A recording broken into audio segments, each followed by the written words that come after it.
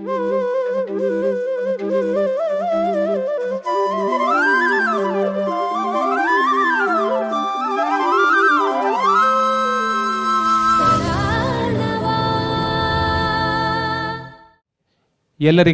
ನಮಸ್ಕಾರ. ಕಲಾರ್ಣವ 2021 ಇದು 15ನೇ ಕಲಾರ್ಣವ. ಈ 15ನೇ ಕಲಾರ್ಣವದ ಪ್ರಶಸ್ತಿ ಪ್ರದಾನ ಸಮಾರಂಭಕ್ಕೆ ಎಲ್ಲರಿಗೆ ಸ್ವಾಗತವನ್ನು ಕೋರ್ತಾ, ಗೋಕುಲಂ ಸಂಗೀತ ಶಾಲೆಯ ನಿರ್ದೇಶಕರು ಎಚ್.ಎಸ್. ವೇಣುಗೋಪಾಲ್ ಮತ್ತು ನಮ್ಮೆಲ್ಲರ ಪ್ರೀತಿಯ ಪ್ರವೀಣ್ ಡಿ ರಾವ್ ಅವರು ಎಲ್ಲ ಅತಿಥಿಗಳನ್ನು ವೇದಿಕೆಗೆ ಕರೆದುಕೊಂಡು ಬರಬೇಕು ಅಂತ ಕೇಳ್ಕೊಳ್ತಾ ಇದ್ದೀನಿ. ಈ ದಿನ ವಿದ್ಯಾರ್ಣವ ಪ್ರಶಸ್ತಿಯಿಂದ ಭೂಷಿತರಾಗಲಿರುವ ಎಚ್.ಎಸ್. ವೆಂಕಟೇಶ್ ಮೂರ್ತಿಯವರು, ಕಲಾವತಂಸ ಪ್ರಶಸ್ತಿಯಿಂದ ಸನ್ಮಾನಿಸಲ್ಪಡುವ ಜಿ. ಗುರುಪ್ರಸನ್ನ, ಬಿ.ಸಿ. ಮಂಜುನಾಥ್, ವಿಶೇಷ ಅತಿಥಿಯಾಗಿ ನಮ್ಮೊಂದಿಗೆ ಜಯಂತ್ ಕಾಯ್ಕಿಣಿಯವರಿದ್ದಾರೆ. ಅವರೆಲ್ಲರೂ ವೇದಿಕೆಗೆ ಆಗಮಿಸಬೇಕು ಅಂತ ಕೇಳ್ಕೊಳ್ತಾ ಇದ್ದೇನೆ.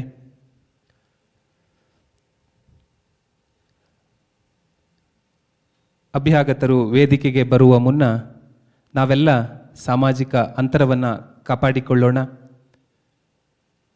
ಮುಖಗವಸನ್ನು ಧರಿಸಿಯೇ ಇರೋಣ.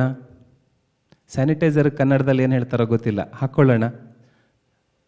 ಹಾಗಾಗಿ ನ್ಯೂ ನಾರ್ಮಲ್ಸ್ ಎಲ್ಲರೂ ಫಾಲೋ ಮಾಡೋಣ.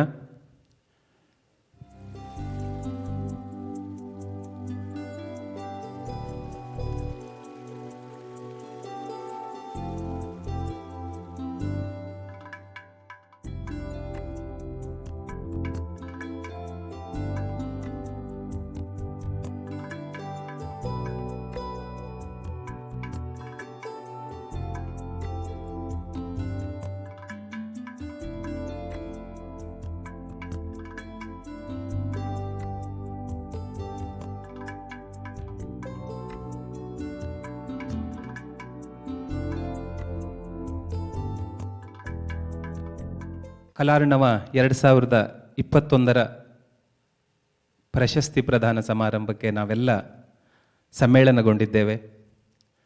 ಸ್ನೇಹಿತರೆ, ಗೋಕುಲಂ ಸಂಗೀತ ಶಾಲೆಯ ನಿರ್ದೇಶಕರು, ಹಿರಿಯ ಕೊಳಲು ವಾದಕರು ಎಚ್.ಎಸ್. ವೇಣುಗೋಪಾಲ್ ಅವರ ಕನಸಿನ ಕೂಸು ಇಂದು ನವತಾರುಣ್ಯದಲ್ಲಿದೆ. 15 ವರ್ಷಗಳನ್ನು ಸಾರ್ಥಕವಾಗಿ ದಾಟಿ ಬಂದಿದೆ.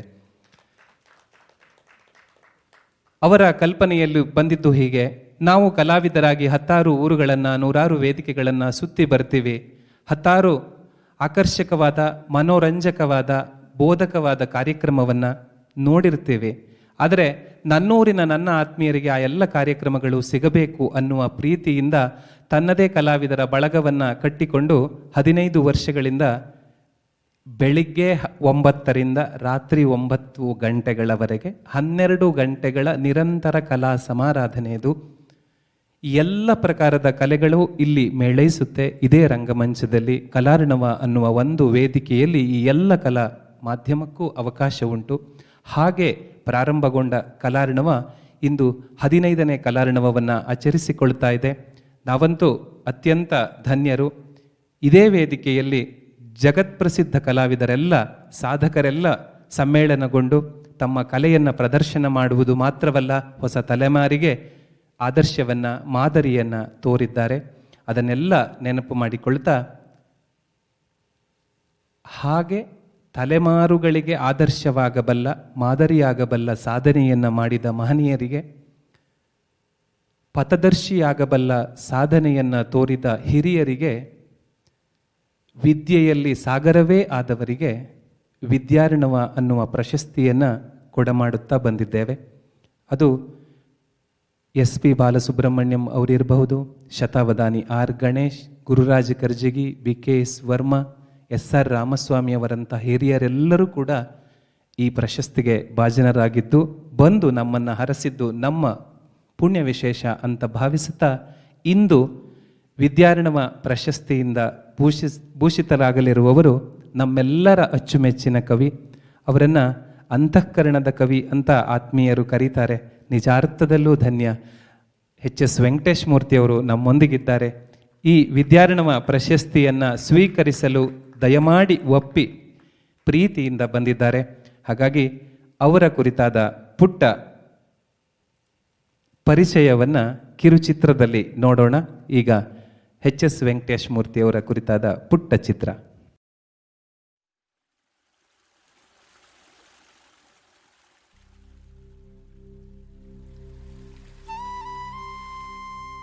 ഇരുಳ ವಿರುದ್ಧ ಬೆಳಕಿನ ಯುದ್ಧ, ಕೊನೆಯಿಲ್ಲದ ಕಾದಾಟ, ತಡೆಯೇ ಇಲ್ಲದೆ ನಡೆಯಲೇಬೇಕು ಸೋಲಿಲ್ಲದ ಹೋರಾಟ. ಕಾಲದೊಂದು ಮಹಾ ತಿರುವಿನಲ್ಲಿ ನಾವೆಲ್ಲ ನಿಂತಿರುವ ಈ ಘಳಿಗೆಯಲ್ಲಿ ಈ ಸಾಲುಗಳು ಸ್ಫುರಿಸುವ ಅರ್ಥ ಅನನ್ಯ.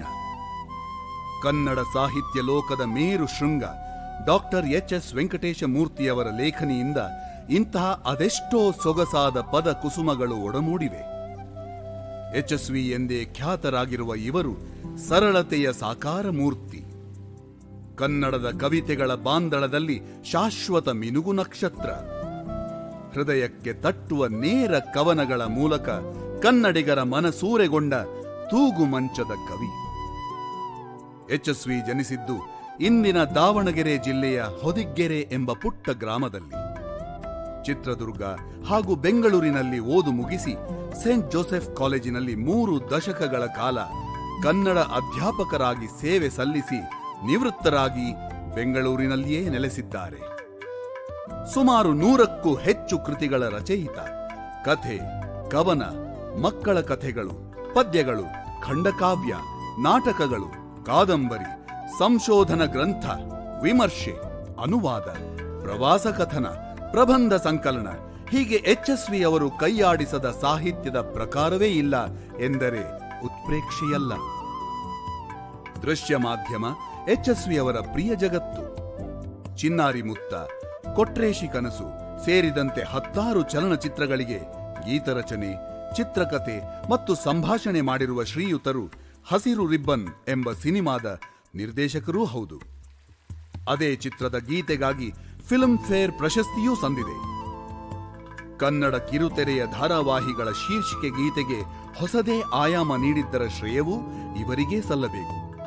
ಮುಕ್ತ, ಮುಕ್ತ ಮುಕ್ತ, ಮಹಾಪರ್ವ, ಮಗಳು ಜಾನಕಿ ಸೇರಿದಂತೆ ಹಲ ಪ್ರಸಿದ್ಧ ಧಾರಾವಾಹಿ ಗೀತೆಗಳ ಹಿಂದಿನ ಶಕ್ತಿ ಯಶಸ್ವಿ. ಭಾವಗೀತೆಗಳ ಬರವಣಿಗೆಯಲ್ಲಿ ಯಶಸ್ವಿ ಅವರದು ಮುಂಚೂಣಿಯ ಹೆಸರು. ಕ್ಯಾಸೆಟ್ ಮೂಲಕ ಭಾವಗೀತೆಗಳು ಕನ್ನಡದ ಮನೆ ಮನಗಳಲ್ಲಿ ಅಚ್ಚೊತ್ತುತ್ತಿದ್ದ ಕಾಲದಲ್ಲಿಯೇ ಸಿ ಅಶ್ವಥ್ ಅವರ ಸಂಗೀತ ಸಂಯೋಜನೆಯಲ್ಲಿ ಇವರ ಹಲವು ಗೀತೆಗಳು ಪ್ರಸಿದ್ಧಗೊಂಡವು. ತೂಗುಮಂಚ, ಬಣ್ಣದ ಹಕ್ಕಿ, ಅನಂತ ನಮನ ಸೇರಿದಂತೆ ಸುಮಾರು 20ರಷ್ಟು ಧ್ವನಿ ಸುರುಳಿಗಳಿಗೆ ಯಶಸ್ವಿ ಅವರ ಕವನಗಳನ್ನು ಬಳಸಿಕೊಳ್ಳಲಾಗಿದೆ. ಜನಸಾಮಾನ್ಯರಿಗೂ ಗಂಭೀರ ಸಾಹಿತ್ಯದ ಆಸಕ್ತರಿಗೂ ಏಕಕಾಲದಲ್ಲಿ ಯಶಸ್ವಿ ಅವರು ಅಚ್ಚುಮೆಚ್ಚು. 1968ರಲ್ಲಿ ಹೊರಬಂದ ಪರಿವೃತ್ತ ಎಂಬ ಕವನ ಸಂಕಲನದಿಂದ ತೊಡಗಿ ಇತ್ತೀಚಿನ ಉತ್ತರಾಯಣ, ಬುದ್ಧ ಚರಣದವರೆಗೆ ಅವರ ಕಾವ್ಯ ಕೃಷಿ ಸಾಗುತ್ತಲೇ ಇದೆ. ಹೊಸ ತಲೆಮಾರಿನ ಹುಡುಗರಿಗೆ ಪ್ರಿಯವಾಗಲೆಂಬ ದೃಷ್ಟಿಯಿಂದ ಕುಮಾರವ್ಯಾಸ ಭಾರತದ ಕುರಿತ ಹಲ ಕೃತಿಗಳನ್ನು ಯಶಸ್ವಿ ಬರೆದಿದ್ದಾರೆ. ಕನ್ನಡದ ಹಳೆಯ ಕವಿಗಳ ಕುರಿತ ಬರಹಗಳು ಹಲವು. ವೇದ, ಪುರಾಣಗಳ ಬಗ್ಗೆಯೂ ಇವರದು ಅಪರಿಮಿತ ಆಸಕ್ತಿ. ಋಗ್ವೇದ, ಭಗವದ್ಗೀತೆಗಳ ಬಗೆಗಿನ ಕೃತಿಗಳು ಕನ್ನಡ ಸಾಹಿತ್ಯಕ್ಕೆ ಬಹುಮುಖ್ಯ ಕೊಡುಗೆಗಳು. 5 ದಶಕಗಳನ್ನು ಮೀರಿದಂತೆ ಕನ್ನಡಮ್ಮನ ಸೇವೆಯಲ್ಲಿ ತೊಡಗಿರುವ ಯಶಸ್ವಿಯವರನ್ನು ನಾಡಿನ ಅನೇಕಾನೇಕ ಪ್ರಶಸ್ತಿಗಳು ಅರಸಿ ಬಂದಿವೆ.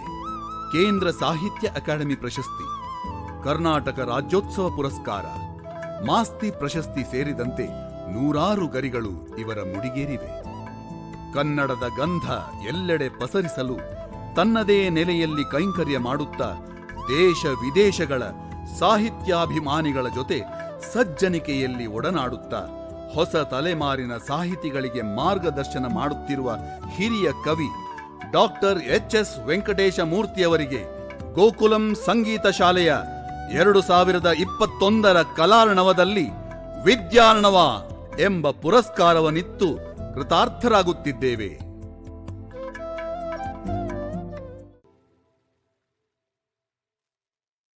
ಯಾರು ಹೆಚ್ಚು ಯಶಸ್ವಿಯಾಗ್ತಾರೋ ಅವರನ್ನು ಯಶಸ್ವಿ ಅಂತ ಕರಿಬಹುದು.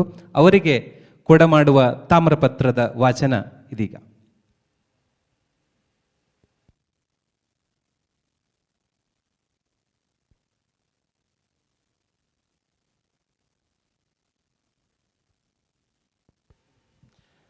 ದಯಮಾಡಿ HSV ಅವರು ಮುಂದೆ ಬರಬೇಕು.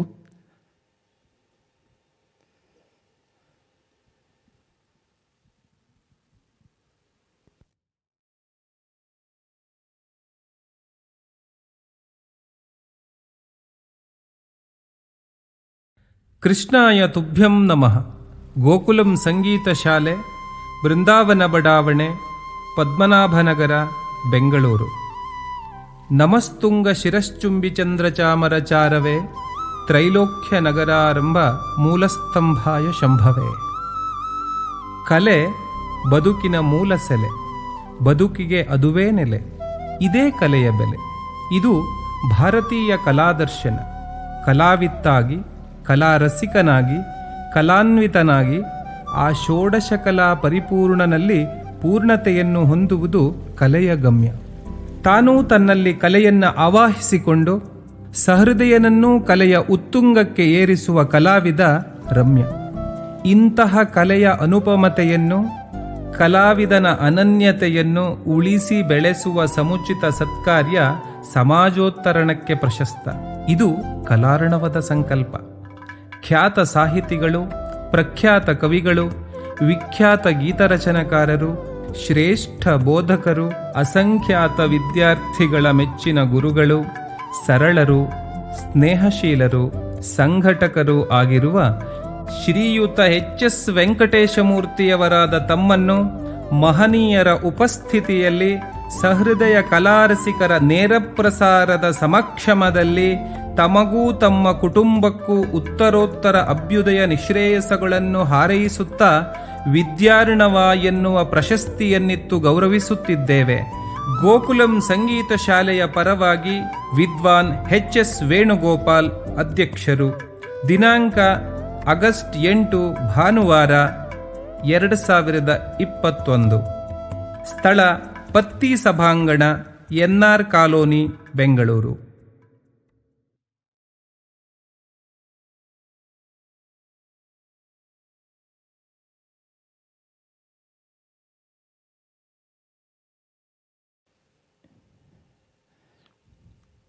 ಎಲ್ಲರಿಗೂ ವಂದನೆಗಳು.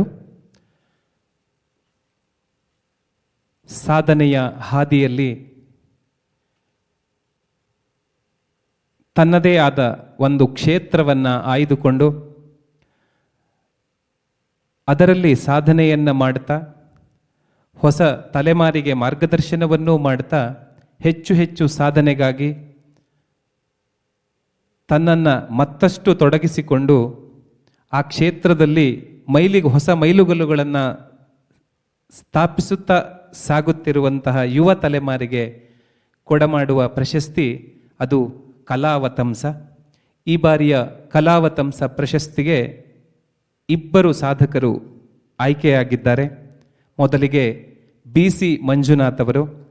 ಅವರ ಕುರಿತಾದ ಪುಟ್ಟ ಚಿತ್ರವನ್ನು ಈಗ ನೋಡೋಣ.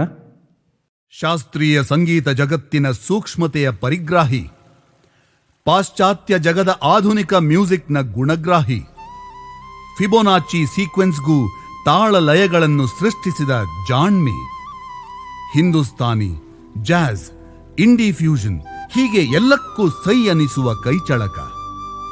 ಮೃದಂಗ ಎಂಬ ಪಕ್ಕವಾದ್ಯವನ್ನು ಪ್ರಮುಖ ಜೀವನ ವೃತ್ತಿಯನ್ನಾಗಿ ಮಾಡಿಕೊಂಡಿರುವ ಬಹುಬೇಡಿಕೆಯ ಮೃದಂಗವಾದಕ ಶ್ರೀ BC ಮಂಜುನಾಥ್ ಕರ್ನಾಟಕದ ಸಂಗೀತ ವಲಯದ ಮುಖ್ಯ ಹೆಸರು. ಸಂಗೀತ ವಿದ್ಯಾನಿಧಿ ಡಾಕ್ಟರ್ BK ಚಂದ್ರಮೌಳಿ ಹಾಗೂ ಶ್ರೀಮತಿ ಜಯಂತಿಯವರ ಮಗನಾಗಿ ಜನಿಸಿದ ಮಂಜುನಾಥರಿಗೆ ಮನೆಯೇ ಮೊದಲ ಪಾಠಶಾಲೆ. ಗಾನಕಲಾಭೂಷಣ KN ಕೃಷ್ಣಮೂರ್ತಿ ಮತ್ತು ಪದ್ಮಶ್ರೀ ಪುರಸ್ಕೃತ ಡಾಕ್ಟರ್ TK ಮೂರ್ತಿಯವರಿಂದ ಶಾಸ್ತ್ರೋಕ್ತ ಕಲಿಕೆ. ಮೃದಂಗದ ಮಾಯಾಲೋಕಕ್ಕೆ ಒಮ್ಮೆ ಪ್ರವೇಶಿಸಿದ ಮೇಲೆ ಮಂಜುನಾಥರಿಗೆ ಹಿಂದಿರುಗಿ ನೋಡುವ ಅಗತ್ಯವೇ ಬರಲಿಲ್ಲ. ಇವರ ಬೆರಳುಗಳ ಗಾರುಡಿಗೆ ಸಂಗೀತ ಲೋಕವೇ ಮಂತ್ರಮುಗ್ಧವಾಗಿದೆ. ಮೃದಂಗ ವಾದನವನ್ನು ನಿಜವಾದ ಅರ್ಥದಲ್ಲಿ ಕರತಲಾಮಲಕಗೊಳಿಸಿಕೊಂಡಿರುವ ಮಂಜುನಾಥರು ನಾಡಿನ ಅನೇಕ ಗಣ್ಯರ ಜೊತೆಯಾಗಿ ಕಾರ್ಯಕ್ರಮಗಳನ್ನು ನೀಡಿದ್ದಾರೆ. Doctor Balamurali Krishna, Pandit Ravishankar, Vidushi T S. Satyavathi, Vidushi M S. Sheela, Vidwan R K. Padmanabha, Vidwan Anoor Ananthakrishna Sharma, Vidwan R K. Srikantan, Vidushi R A. Ramamani ಸೇರಿದಂತೆ ಹಲ ಪ್ರಸಿದ್ಧರ ಜೊತೆಗಿನ ಕಚೇರಿಗಳಲ್ಲಿ ಮಂಜುನಾಥ್ ಸಾಂಗತ್ಯ ಒದಗಿಸಿದ್ದಾರೆ. ಕೇವಲ ನಮ್ಮ ದೇಶದ ಹಿರಿಯರು ಮಾತ್ರವಲ್ಲದೆ ಜಾಗತಿಕ ಮಟ್ಟದ ಪ್ರಸಿದ್ಧ ಕಲಾವಿದರ ಜೊತೆ ಕೂಡ ವೇದಿಕೆ ಹಂಚಿಕೊಂಡ ಹೆಗ್ಗಳಿಕೆ ಇವರಿಗಿದೆ. ಇವರ ಮೃದಂಗದ ಸದ್ದು ಸಂಗೀತಕ್ಕೆ ಮೀಸಲಾದ ವಿಶ್ವದ ಪ್ರಸಿದ್ಧ ಸ್ಥಳಗಳಲ್ಲಿ ಅಣುರಣಿಸಿದೆ. ಬೆಂಗಳೂರಿನ ಗಾಯನ ಸಮಾಜ, ಚೌಡಯ್ಯ ಸ್ಮಾರಕ ಭವನದಿಂದ ತೊಡಗಿ ಪ್ಯಾರಿಸ್ನ Theatre de la Ville, Chennai Music Academy, Sydney Opera House, ರೋಮ್ನ ದಿ ಆಡಿಟೋರಿಯಂ, ಆಮ್ಸ್ಟರ್ಡ್ಯಾಮ್ನ ಟ್ರೋಪನ್ ಮ್ಯೂಸಿಯಂ, ಹೀಗೆ ಜಗದ ನೂರಾರು ಕಡೆ ಮಂಜುನಾಥರ ಮೃದಂಗ ಝೇಂಕರಿಸಿದೆ. ಅದೇ ರೀತಿ ಪ್ರಪಂಚದ ಅತಿ ಪ್ರಮುಖ ಸಂಗೀತೋತ್ಸವಗಳಲ್ಲಿ ಕೂಡ ಇವರು ಭಾಗಿಯಾಗಿದ್ದಾರೆ. Tansen Samaroh, Perth International Festival, Milano Musica, Adelaide International Festival, ಲಂಡನ್ನ ದರ್ಬಾರ್ ಫೆಸ್ಟಿವಲ್ ಥರದ ಹಲ ಸಂಗೀತ ಸಂಭ್ರಮಗಳಲ್ಲಿ ಮಂಜುನಾಥ್ ಮನ್ನಣೆ ಪಡೆದವರು. ಇವರು ಭಾರತದ ದೂರದರ್ಶನ ಮತ್ತು ಆಕಾಶವಾಣಿಯ ಎ ಗ್ರೇಡ್ ಕಲಾವಿದರೂ ಹೌದು. ಸಂಗೀತವನ್ನು ಕಲಿತರಷ್ಟೇ ಸಾಲದು, ಅದನ್ನು ಮುಂದಿನ ತಲೆಮಾರಿಗೂ ದಾಟಿಸಬೇಕು ಎಂಬುದು ಮಂಜುನಾಥರ ನಿಲುವು. ಹೀಗಾಗಿಯೇ ಈ ನಿಟ್ಟಿನಲ್ಲಿ ಅವರು ಅನೇಕ ತರಬೇತಿ ಶಿಬಿರಗಳನ್ನು ನಡೆಸಿದ್ದಾರೆ. ಸಂಗೀತದ ಕುರಿತು ಆಸ್ಥೆಯನ್ನು ಹೊಂದಿರುವ ಮಂಜುನಾಥ್ ಈ ಬಗೆಗಿನ ಸಂಶೋಧನೆಯಲ್ಲೂ ತೊಡಗಿಸಿಕೊಂಡಿದ್ದಾರೆ. ಆಧುನಿಕ ತಂತ್ರಜ್ಞಾನವನ್ನು ತನ್ನ ಕಲೆಯ ಕುರಿತ ದಾಹ ತೀರಿಸಿಕೊಳ್ಳಲು ಬಳಸಿಕೊಳ್ಳುವ ಮನೋವೃತ್ತಿಯ ಮಂಜುನಾಥರಿಗೆ ಜಗತ್ತಿನೆಲ್ಲೆಡೆ ಅಭಿಮಾನಿಗಳಿದ್ದಾರೆ. ಮಂಜುನಾಥರ ಸಂಗೀತ ಪ್ರೇಮಕ್ಕೆ, ವಿದ್ವತ್ತಿಗೆ ಹಲವು ಪುರಸ್ಕಾರಗಳು ಸಂದಿವೆ. ಕೇಂದ್ರ ಸಂಗೀತ ನಾಟಕ ಅಕಾಡೆಮಿಯ ಪ್ರಶಸ್ತಿ, ಗಾನಕಲಾ ಪರಿಷತ್ ಮನ್ನಣೆ, ಕಂಚಿ ಕಾಮಕೋಟಿ ಪೀಠದ ಆಸ್ಥಾನ ವಿದ್ವಾನ್ ಎಂಬ ಆಶೀರ್ವಾದ, ಹೀಗೆ ಹಲವು ಗುರುತರ ಗೌರವಗಳು ಇವರ ಮೃದಂಗದ ಮಾಂತ್ರಿಕತೆಗೆ ಸಂದಿವೆ. ವಿಶ್ವದ ಎಲ್ಲ ಬಗೆಯ ಸಂಗೀತವನ್ನು ಆಸ್ವಾದಿಸುವ, ಅವುಗಳ ಜೊತೆಗೆ ಮಿಳಿತಗೊಂಡು ಹೊಸದೊಂದು ಅದ್ಭುತವನ್ನೇ ಸೃಜಿಸಬಲ್ಲ ಶ್ರೀ ಬಿ.ಸಿ. ಮಂಜುನಾಥ್ ಅವರಿಗೆ ಗೋಕುಲಂ ಸಂಗೀತ ಶಾಲೆಯ 2021 ಕಲಾರ್ಣವದಲ್ಲಿ ಕಲಾವತಂಸ ಎಂಬ ಪುರಸ್ಕಾರವನ್ನಿತ್ತು ಕೃತಾರ್ಥರಾಗುತ್ತಿದ್ದೇವೆ.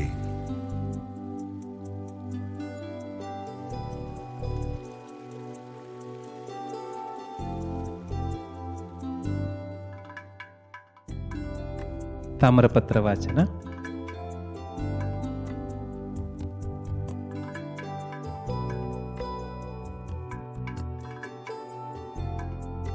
ಕೃಷ್ಣಾಯ ತುಭ್ಯಂ ನಮಃ. ಗೋಕುಲಂ ಸಂಗೀತ ಶಾಲೆ, ಬೃಂದಾವನ ಬಡಾವಣೆ, ಪದ್ಮನಾಭನಗರ, ಬೆಂಗಳೂರು.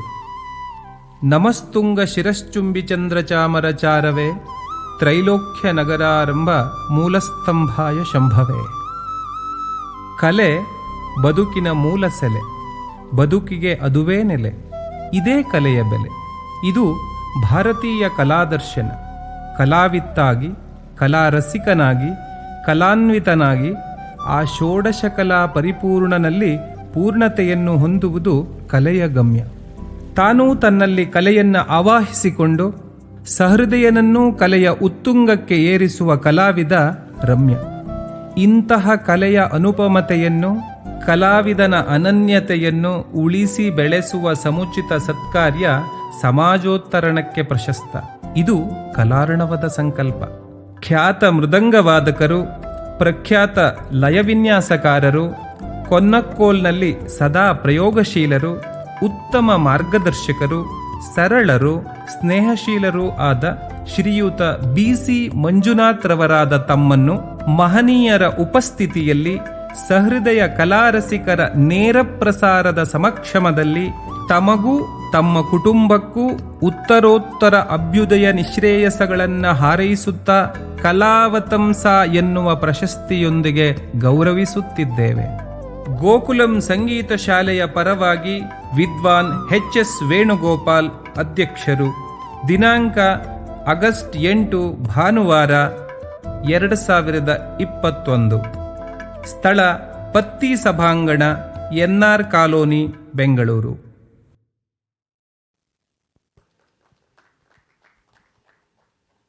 ವಂದನೆಗಳು. ಈ ಎಲ್ಲ ಸನ್ಮಾನಿತರಿಗೆ ಕೊಡಮಾಡ್ತಾ ಇರುವಂತಹ ಒಂದು ವಿಶೇಷ ಪತ್ರ. ಇದನ್ನ ಹ್ಯಾಂಡ್ ಕ್ಯಾಲಿಗ್ರಫಿ, ಇದನ್ನ ಸ್ನೇಹ ಶೋನಿ ಅವರು ಮಾಡಿಕೊಟ್ಟಿರೋದು. ಪಾಂಡಿಚೇರಿಯಲ್ಲಿರ್ತಾರೆ. ತುಂಬ ವಿಶೇಷವಾದ ವಿನ್ಯಾಸವನ್ನು ಮಾಡಿಕೊಟ್ಟಿದ್ದಾರೆ. ಹಾಗಾಗಿ ಅವರನ್ನು ಈ ಸಂದರ್ಭದಲ್ಲಿ ನೆನಪಿಸಿಕೊಂಡು ವಂದನೆಯನ್ನು ಹೇಳ್ತಾ ಇದ್ದೇನೆ. ಹಾಗೆ ಮತ್ತೋರ್ವ ಸಾಧಕರು ಜಿ ಗುರುಪ್ರಸನ್ನ ಅವರು. ಕೈಯಲ್ಲಿದ್ದಿದ್ದು ಪುಟ್ಟದೊಂದು ವಾದ್ಯ, ಆದರೆ ಅದು ಸದ್ದು ಮಾಡಿದ್ದು ಮಾತ್ರ ಜಗದಗಲ. ಆದರೆ ಅವರ ಪರಿಚಯವನ್ನು ಈಗ ಪುಟ್ಟ ಚಿತ್ರದಲ್ಲಿ ನೋಡೋಣ.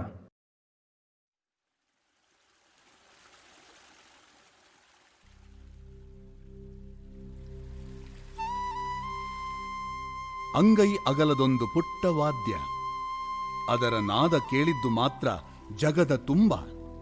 ಕ್ಲಿಷ್ಟಕರ ಬೆರಳಿನಾಟದ ಈ ಖಂಜಿರ ಎಂಬ ಲಯವಾದ್ಯವನ್ನು ಒಲಿಸಿಕೊಂಡು ಅದರ ಮೇಲೆ ಮಿಂಚಿನ ಸಂಚಾರ ಮಾಡುತ್ತಿರುವ ಅಪ್ರತಿಮ ಪರಿಣತ ಶ್ರೀ ಜಿ ಗುರುಪ್ರಸನ್ನ.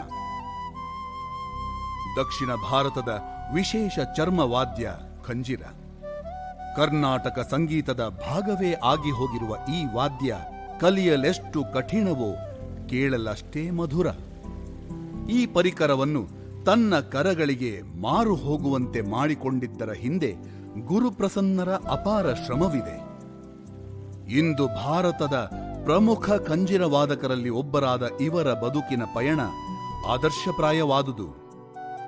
ಸಂಗೀತದ ಕುಟುಂಬದಲ್ಲಿ ಜನಿಸಿ ಮೃದಂಗಾಭ್ಯಾಸವನ್ನು 6ರ ಎಳೆಯ ವಯಸ್ಸಿನಲ್ಲೇ ಆರಂಭಿಸಿದ ಗುರು ಮುಂದಕ್ಕೆ ವಿದ್ವಾನ್ ಆನೂರು ಅನಂತಕೃಷ್ಣ ಶರ್ಮರ ಗರಡಿಯಲ್ಲಿ ಪಳಗಿದರು. ಮೃದಂಗ ನುಡಿಸುವುದರಲ್ಲಿ ನಿಷ್ಣಾತರಾದರೂ ಅವರನ್ನ ಸೆಳೆದಿದ್ದು ಖಂಜಿರ. ವಿದ್ವಾನ್ ಹರಿಶಂಕರ್ರಿಂದ ಪ್ರೇರಿತರಾಗಿ ಅವರ ಶಿಷ್ಯ ವಿದ್ವಾನ್ ವ್ಯಾಸ ವಿಠಲರಿಂದ ಹರಿಶಂಕರ್ ಸ್ಕೂಲ್ ಆಫ್ ಖಂಜಿರದ ಮೂಲಕ ವಾದ್ಯ ಕಲಿತರು. ಗುರುಮುಖೇನ ಅಭ್ಯಸಿಸಿ ತಾಳ ಲಯಗಳ ಗಟ್ಟಿ ಪಂಚಾಂಗವನ್ನು ಹೊಂದಿದ್ದ ಗುರುಪ್ರಸನ್ನರಿಗೆ ಖಂಜಿರ ನಿಧಾನವಾಗಿ ಆಪ್ತವಾಗುತ್ತಾ ಹೋಯಿತು. ಬೆರಳುಗಳ ಚಲನೆಯ ಜೊತೆಗೆ ವಾದನವನ್ನು ಅರಿತುಕೊಂಡು ಅದನ್ನು ಸಜ್ಜುಗೊಳಿಸಿಕೊಳ್ಳುವ ಕಲೆಯ ಕಲಿತ ಗುರು ಅದರ ನಡೆಯೊಳಗೆ ತಮ್ಮ ನಡೆಯನ್ನು ಕಂಡುಕೊಂಡರು. ಒಂದು ಕೃತಿಗೆ ಖಂಜಿರ ನುಡಿಸುವುದು ಹೇಗೆ, ಲಯವಿನ್ಯಾಸಕ್ಕೆ ತೆರೆದುಕೊಳ್ಳುವುದು ಎಂತು ಎಂಬುದನ್ನು ತಿಳಿದ ಮೇಲೆ ಗುರುಪ್ರಸನ್ನರು ಖಂಜಿರದ ಸ್ಪಷ್ಟ ಸದ್ದಿನ ಹಾಗೆ ತಾವೂ ಮುನ್ನಡೆಯುತ್ತಾ ಸಾಗಿದರು. ಪಕ್ಕವಾದ್ಯದ ಮನೋಧರ್ಮವನ್ನು ಅನುಸಂಧಾನ ಮಾಡಿಕೊಂಡ ಗುರು ಖಂಜಿರದ ಘನ ನಯಗಳ ನಾದ ಸೌಖ್ಯಗಳ ಅಲೌಕಿಕ ಲೋಕದ ಹಿಡಿತ ಸಾಧಿಸಿದರು. ಗುರುಪ್ರಸನ್ನರ ಖಂಜೀರದ ಪರಿಣತಿ ಜಗತ್ತಿನ ಉದ್ದಗಲಕ್ಕೂ ಅವರನ್ನು ಕರೆಸಿಕೊಂಡಿದೆ. ಲಂಡನ್ನ ದರ್ಬಾರ್ ಫೆಸ್ಟಿವಲ್ನಲ್ಲಿ ಖಂಜಿರ ನುಡಿಸಿದ ಮೊದಲ ಕಲಾವಿದ ಇವರು. America, England, France, Belgium, Italy, Germany, Australia, Malaysia, Dubai ಹೀಗೆ ಕಲೆಗೆ ಗಡಿಗಳಿಲ್ಲ ಎಂಬುದನ್ನು ಸಾಬೀತುಪಡಿಸುವಂತೆ ತಮ್ಮ ಪುಟ್ಟ ವಾದ್ಯದ ಮೂಲಕ ವಿಶ್ವದ ಸಂಗೀತ ರಸಿಕರನ್ನು ಸಂಪ್ರೀತಿಗೊಳಿಸಿದ್ದಾರೆ. ಎಲ್ಲ ಬಗೆಯ ಸಂಗೀತಕ್ಕೆ ಪ್ರಾಧಾನ್ಯತೆ ನೀಡುವ ಉದ್ದೇಶದಿಂದ ಪತ್ನಿ ವಿದುಷಿ ಜಿ.ಡಿ. ಪಲ್ಲವಿಯವರ ಜೊತೆಗೆ ಸೇರಿಕೊಂಡು ಸಮತ್ವ ಫೌಂಡೇಶನ್ ಸ್ಥಾಪಿಸಿದ್ದಾರೆ. ವೃತ್ತಿಯಲ್ಲಿ ಸಾಫ್ಟ್ವೇರ್ ಕಂಪನಿಯೊಂದರಲ್ಲಿ ದುಡಿಯುತ್ತಿರುವ ಇವರ ಮನೋವೃತ್ತಿ ಎಂದಿಗೂ ಸಂಗೀತ ಲೋಕವೇ ಆಗಿದೆ. ಗಾನ ಕಲಾಶ್ರೀ, ಗುರುಕುಲಶ್ರೀ, ಉಸ್ತಾದ್ ಬಿಸ್ಮಿಲ್ಲಾ ಖಾನ್ ಯುವ ಪುರಸ್ಕಾರ, ಖಂಜೀರ ಪ್ರವೀಣ, ಅನನ್ಯ ಯುವ ಪುರಸ್ಕಾರ ಸೇರಿದಂತೆ ಹಲವು ಪ್ರಶಸ್ತಿಗಳನ್ನು ತನ್ನದಾಗಿಸಿಕೊಂಡಿರುವ ಗುರುಪ್ರಸನ್ನರು ಕರ್ನಾಟಕ ಸಂಗೀತ ಅಕಾಡೆಮಿಯ ರಾಜ್ಯ ಸ್ಕಾಲರ್ಶಿಪ್ ಪುರಸ್ಕೃತರೂ ಹೌದು. ಆಕಾಶವಾಣಿಯ ಎ ಗ್ರೇಡ್ ಕಲಾವಿದರಾಗಿರುವ ಇವರು ಉತ್ತರ ಅಮೆರಿಕದ CMANA ಪ್ರಶಸ್ತಿ ಭಾಜನರೂ ಕೂಡ. ಹಿಂದೂಸ್ತಾನಿ, ಕರ್ನಾಟಕ ಸಂಗೀತ ಸೇರಿದಂತೆ ಪಾಶ್ಚಾತ್ಯ ಜಾಝ್, ಸಮಕಾಲೀನ ಸಂಗೀತ ಹೀಗೆ ನಾದ ಜಗದ ಜಾಗತಿಕ ರಾಯಭಾರಿಯಂತಿರುವ ಗುರುಪ್ರಸನ್ನರ ಖಂಜಿರದ ದನಿ ಸದಾಕಾಲ ಎಲ್ಲೆಡೆ ಪ್ರತಿಧ್ವನಿಸುತ್ತಿರಲಿ. ಇಂತಹ ವಿಶೇಷ ಪ್ರತಿಭೆಯಾದ ಶ್ರೀ ಗುರುಪ್ರಸನ್ನರವರಿಗೆ ಗೋಕುಲಂ ಸಂಗೀತ ಶಾಲೆಯ 2021 ಕಲಾರ್ಣವದಲ್ಲಿ ಕಲಾವತಂಸ ಎಂಬ ಪುರಸ್ಕಾರವನ್ನಿತ್ತು ಕೃತಾರ್ಥರಾಗುತ್ತಿದ್ದೇವೆ. ಜಿ ಗುರುಪ್ರಸನ್ನರಿಗೆ ಕೊಡಮಾಡುವ ತಾಮ್ರಪತ್ರದ ವಾಚನ.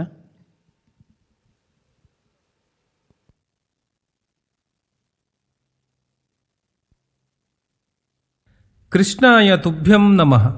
ಗೋಕುಲಂ ಸಂಗೀತ ಶಾಲೆ, ಬೃಂದಾವನ ಬಡಾವಣೆ, ಪದ್ಮನಾಭನಗರ, ಬೆಂಗಳೂರು. ನಮಸ್ತುಂಗ ಶಿರಶ್ಚುಂಬಿ ಚಂದ್ರಚಾಮರಚಾರವೇ, ತ್ರೈಲೋಕ್ಯ ನಗರಾರಂಭ ಮೂಲಸ್ತಂಭಾಯ ಶಂಭವೇ. ಕಲೆ ಬದುಕಿನ ಮೂಲ ಸೆಲೆ, ಬದುಕಿಗೆ ಅದುವೇ ನೆಲೆ, ಇದೇ ಕಲೆಯ ಬೆಲೆ. ಇದು ಭಾರತೀಯ ಕಲಾದರ್ಶನ. ಕಲಾವಿತ್ತಾಗಿ, ಕಲಾರಸಿಕನಾಗಿ, ಕಲಾನ್ವಿತನಾಗಿ ಆ ಷೋಡಶ ಕಲಾ ಪರಿಪೂರ್ಣನಲ್ಲಿ ಪೂರ್ಣತೆಯನ್ನು ಹೊಂದುವುದು ಕಲೆಯ ಗಮ್ಯ. ತಾನೂ ತನ್ನಲ್ಲಿ ಕಲೆಯನ್ನು ಆವಾಹಿಸಿಕೊಂಡು ಸಹೃದಯನನ್ನೂ ಕಲೆಯ ಉತ್ತುಂಗಕ್ಕೆ ಏರಿಸುವ ಕಲಾವಿದ ರಮ್ಯ. ಇಂತಹ ಕಲೆಯ ಅನುಪಮತೆಯನ್ನು, ಕಲಾವಿದನ ಅನನ್ಯತೆಯನ್ನು ಉಳಿಸಿ ಬೆಳೆಸುವ ಸಮುಚಿತ ಸತ್ಕಾರ್ಯ ಸಮಾಜೋತ್ತರಣಕ್ಕೆ ಪ್ರಶಸ್ತ. ಇದು ಕಲಾರ್ಣವದ ಸಂಕಲ್ಪ. ಖ್ಯಾತ ಖಂಜಿರವಾದಕರು, ಪ್ರಖ್ಯಾತ ಲಯವಿನ್ಯಾಸಕಾರರು, ಉತ್ತಮ ಮಾರ್ಗದರ್ಶಕರು, ಸರಳರು, ಸ್ನೇಹಶೀಲರೂ ಆದ ಶ್ರೀಯುತ ಜಿ ಗುರುಪ್ರಸನ್ನರವರಾದ ತಮ್ಮನ್ನು ಮಹನೀಯರ ಉಪಸ್ಥಿತಿಯಲ್ಲಿ ಸಹೃದಯ ಕಲಾರಸಿಕರ ನೇರ ಪ್ರಸಾರದ ಸಮಕ್ಷಮದಲ್ಲಿ ತಮಗೂ ತಮ್ಮ ಕುಟುಂಬಕ್ಕೂ ಉತ್ತರೋತ್ತರ ಅಭ್ಯುದಯ ನಿಶ್ರೇಯಸಗಳನ್ನು ಹಾರೈಸುತ್ತಾ ಕಲಾವತಂಸ ಎನ್ನುವ ಪ್ರಶಸ್ತಿಯೊಂದಿಗೆ ಗೌರವಿಸುತ್ತಿದ್ದೇವೆ. ಗೋಕುಲಂ ಸಂಗೀತ ಶಾಲೆಯ ಪರವಾಗಿ ವಿದ್ವಾನ್ ಎಚ್.ಎಸ್. ವೇಣುಗೋಪಾಲ್ ಅಧ್ಯಕ್ಷರು. ದಿನಾಂಕ ಆಗಸ್ಟ್ 8 ಭಾನುವಾರ 2021. ಸ್ಥಳ ಪತ್ತಿ ಸಭಾಂಗಣ, ಎನ್ಆರ್ ಕಾಲೋನಿ, ಬೆಂಗಳೂರು. ಕಲಾವತಂಸ ಪ್ರಶಸ್ತಿಯನ್ನಿತ್ತು ಗೌರವಿಸಿದ ಗಣ್ಯರಿಗೂ ಸ್ವೀಕರಿಸಿದ ಕಲಾವಿದರಿಗೂ ವಂದನೆಗಳು. ಮುಂಗಾರು ಮಳೆ, ಗಾಳಿಪಟ, ಲೈಫು ಇಷ್ಟೇನೆ, ಇದೆಲ್ಲ ಸಿನಿಮಾದ ಹೆಸರನ್ನ ಇನ್ನೂ ನೂರಾರು, ಈ ಎಲ್ಲ ಸಿನಿಮಾದ ಹೆಸರನ್ನು ಕೇಳಿರ್ತೀರಿ. ಆ ಸಿನಿಮಾದಲ್ಲಿ ಹೀರೋ ಯಾವುದೋ ಒಂದು ಹಾಡಿಗೆ ಡ್ಯಾನ್ಸ್ ಮಾಡ್ತಾನೆ. ನಿಮ್ಗೆ ಆ ಹೀರೋ ಹೀರೋಯಿನ್ ಎಲ್ರಿಗೂ ಗೊತ್ತಿರುತ್ತೆ, ಆದರೆ ಅವರು ಯಾವ ಸಾಹಿತ್ಯಕ್ಕೆ ಡ್ಯಾನ್ಸ್ ಮಾಡಿದ್ದಾರೆ ಅಂತ ಗೊತ್ತಿರೋದಿಲ್ಲ. ಗೊತ್ತಿದೆಯಾ ಎಲ್ರಿಗೂ? ಗೊತ್ತಿದ್ರೆ ಹೌದು, ನಮ್ಮ ಹೆಮ್ಮೆ. ಅವರು ಚಲನಚಿತ್ರ ಮಾಧ್ಯಮಕ್ಕೆ ಕಾಲಿಡೋದಕ್ಕಿಂತ ಮೊದಲೇ ಕತೆಗಾರರಾಗಿ ಲಲಿತ ಪ್ರಬಂಧಗಳನ್ನು ಬರೀತಾ, ಕವಿತೆಗಳನ್ನು ಬರೆಯುತ್ತಾ ಕರ್ನಾಟಕದ ಜನಮಾನಸಕ್ಕೆ ಚಿರಪರಿಚಿತರಾಗಿದ್ದರು. ಮಾತ್ರ ಅಲ್ಲ, ಭಾವನಾ ಪತ್ರಿಕೆಯ ಸಂಪಾದಕರಾಗಿ ಒಂದು ಉತ್ಕೃಷ್ಟ ಪತ್ರಿಕೆ ಹೇಗಿರಬಹುದು ಅನ್ನೋದನ್ನು ತೋರಿಸಿಕೊಟ್ಟ ಧೀಮಂತ ಸಂಪಾದಕರು. ಹಲವು ಕ್ಷೇತ್ರಗಳಲ್ಲಿ ಸಾಧನೆಯನ್ನು ಮಾಡ್ತಾ, ಸಾಹಿತ್ಯ ಕೃಷಿಯನ್ನು ನಿತ್ಯ ನಿರಂತರ ಮಾಡ್ತಾ ಕನ್ನಡದ ಮನಸ್ಸುಗಳಿಗೆ ಉಪಕಾರವನ್ನೀತಾ ಬಂದಿದ್ದಾರೆ ನಮ್ಮೆಲ್ಲರ ಪ್ರೀತಿಯ ಜಯಂತಣ್ಣ. ಜಯಂಜಿ, ಇಂದು ನಮ್ಮ ಭಾಗ್ಯ ನೀವು ಕಂಡ ಎಚ್.ಎಸ್. ವಿ ಅವರಿಗೆ ಇಂದು ವಿದ್ಯಾರ್ಣವ ಪ್ರಶಸ್ತಿ ಸಂದಿದೆ. ನೀವು ಅದೇ ಮಾಧ್ಯಮದಲ್ಲಿ ಕೆಲಸ ಮಾಡ್ತಾ ಇರೋರು, ಹಾಗಾಗಿ ಈಗ ನೀವು ಕಂಡ ಎಚ್.ಎಸ್. ವಿ ಅವರು.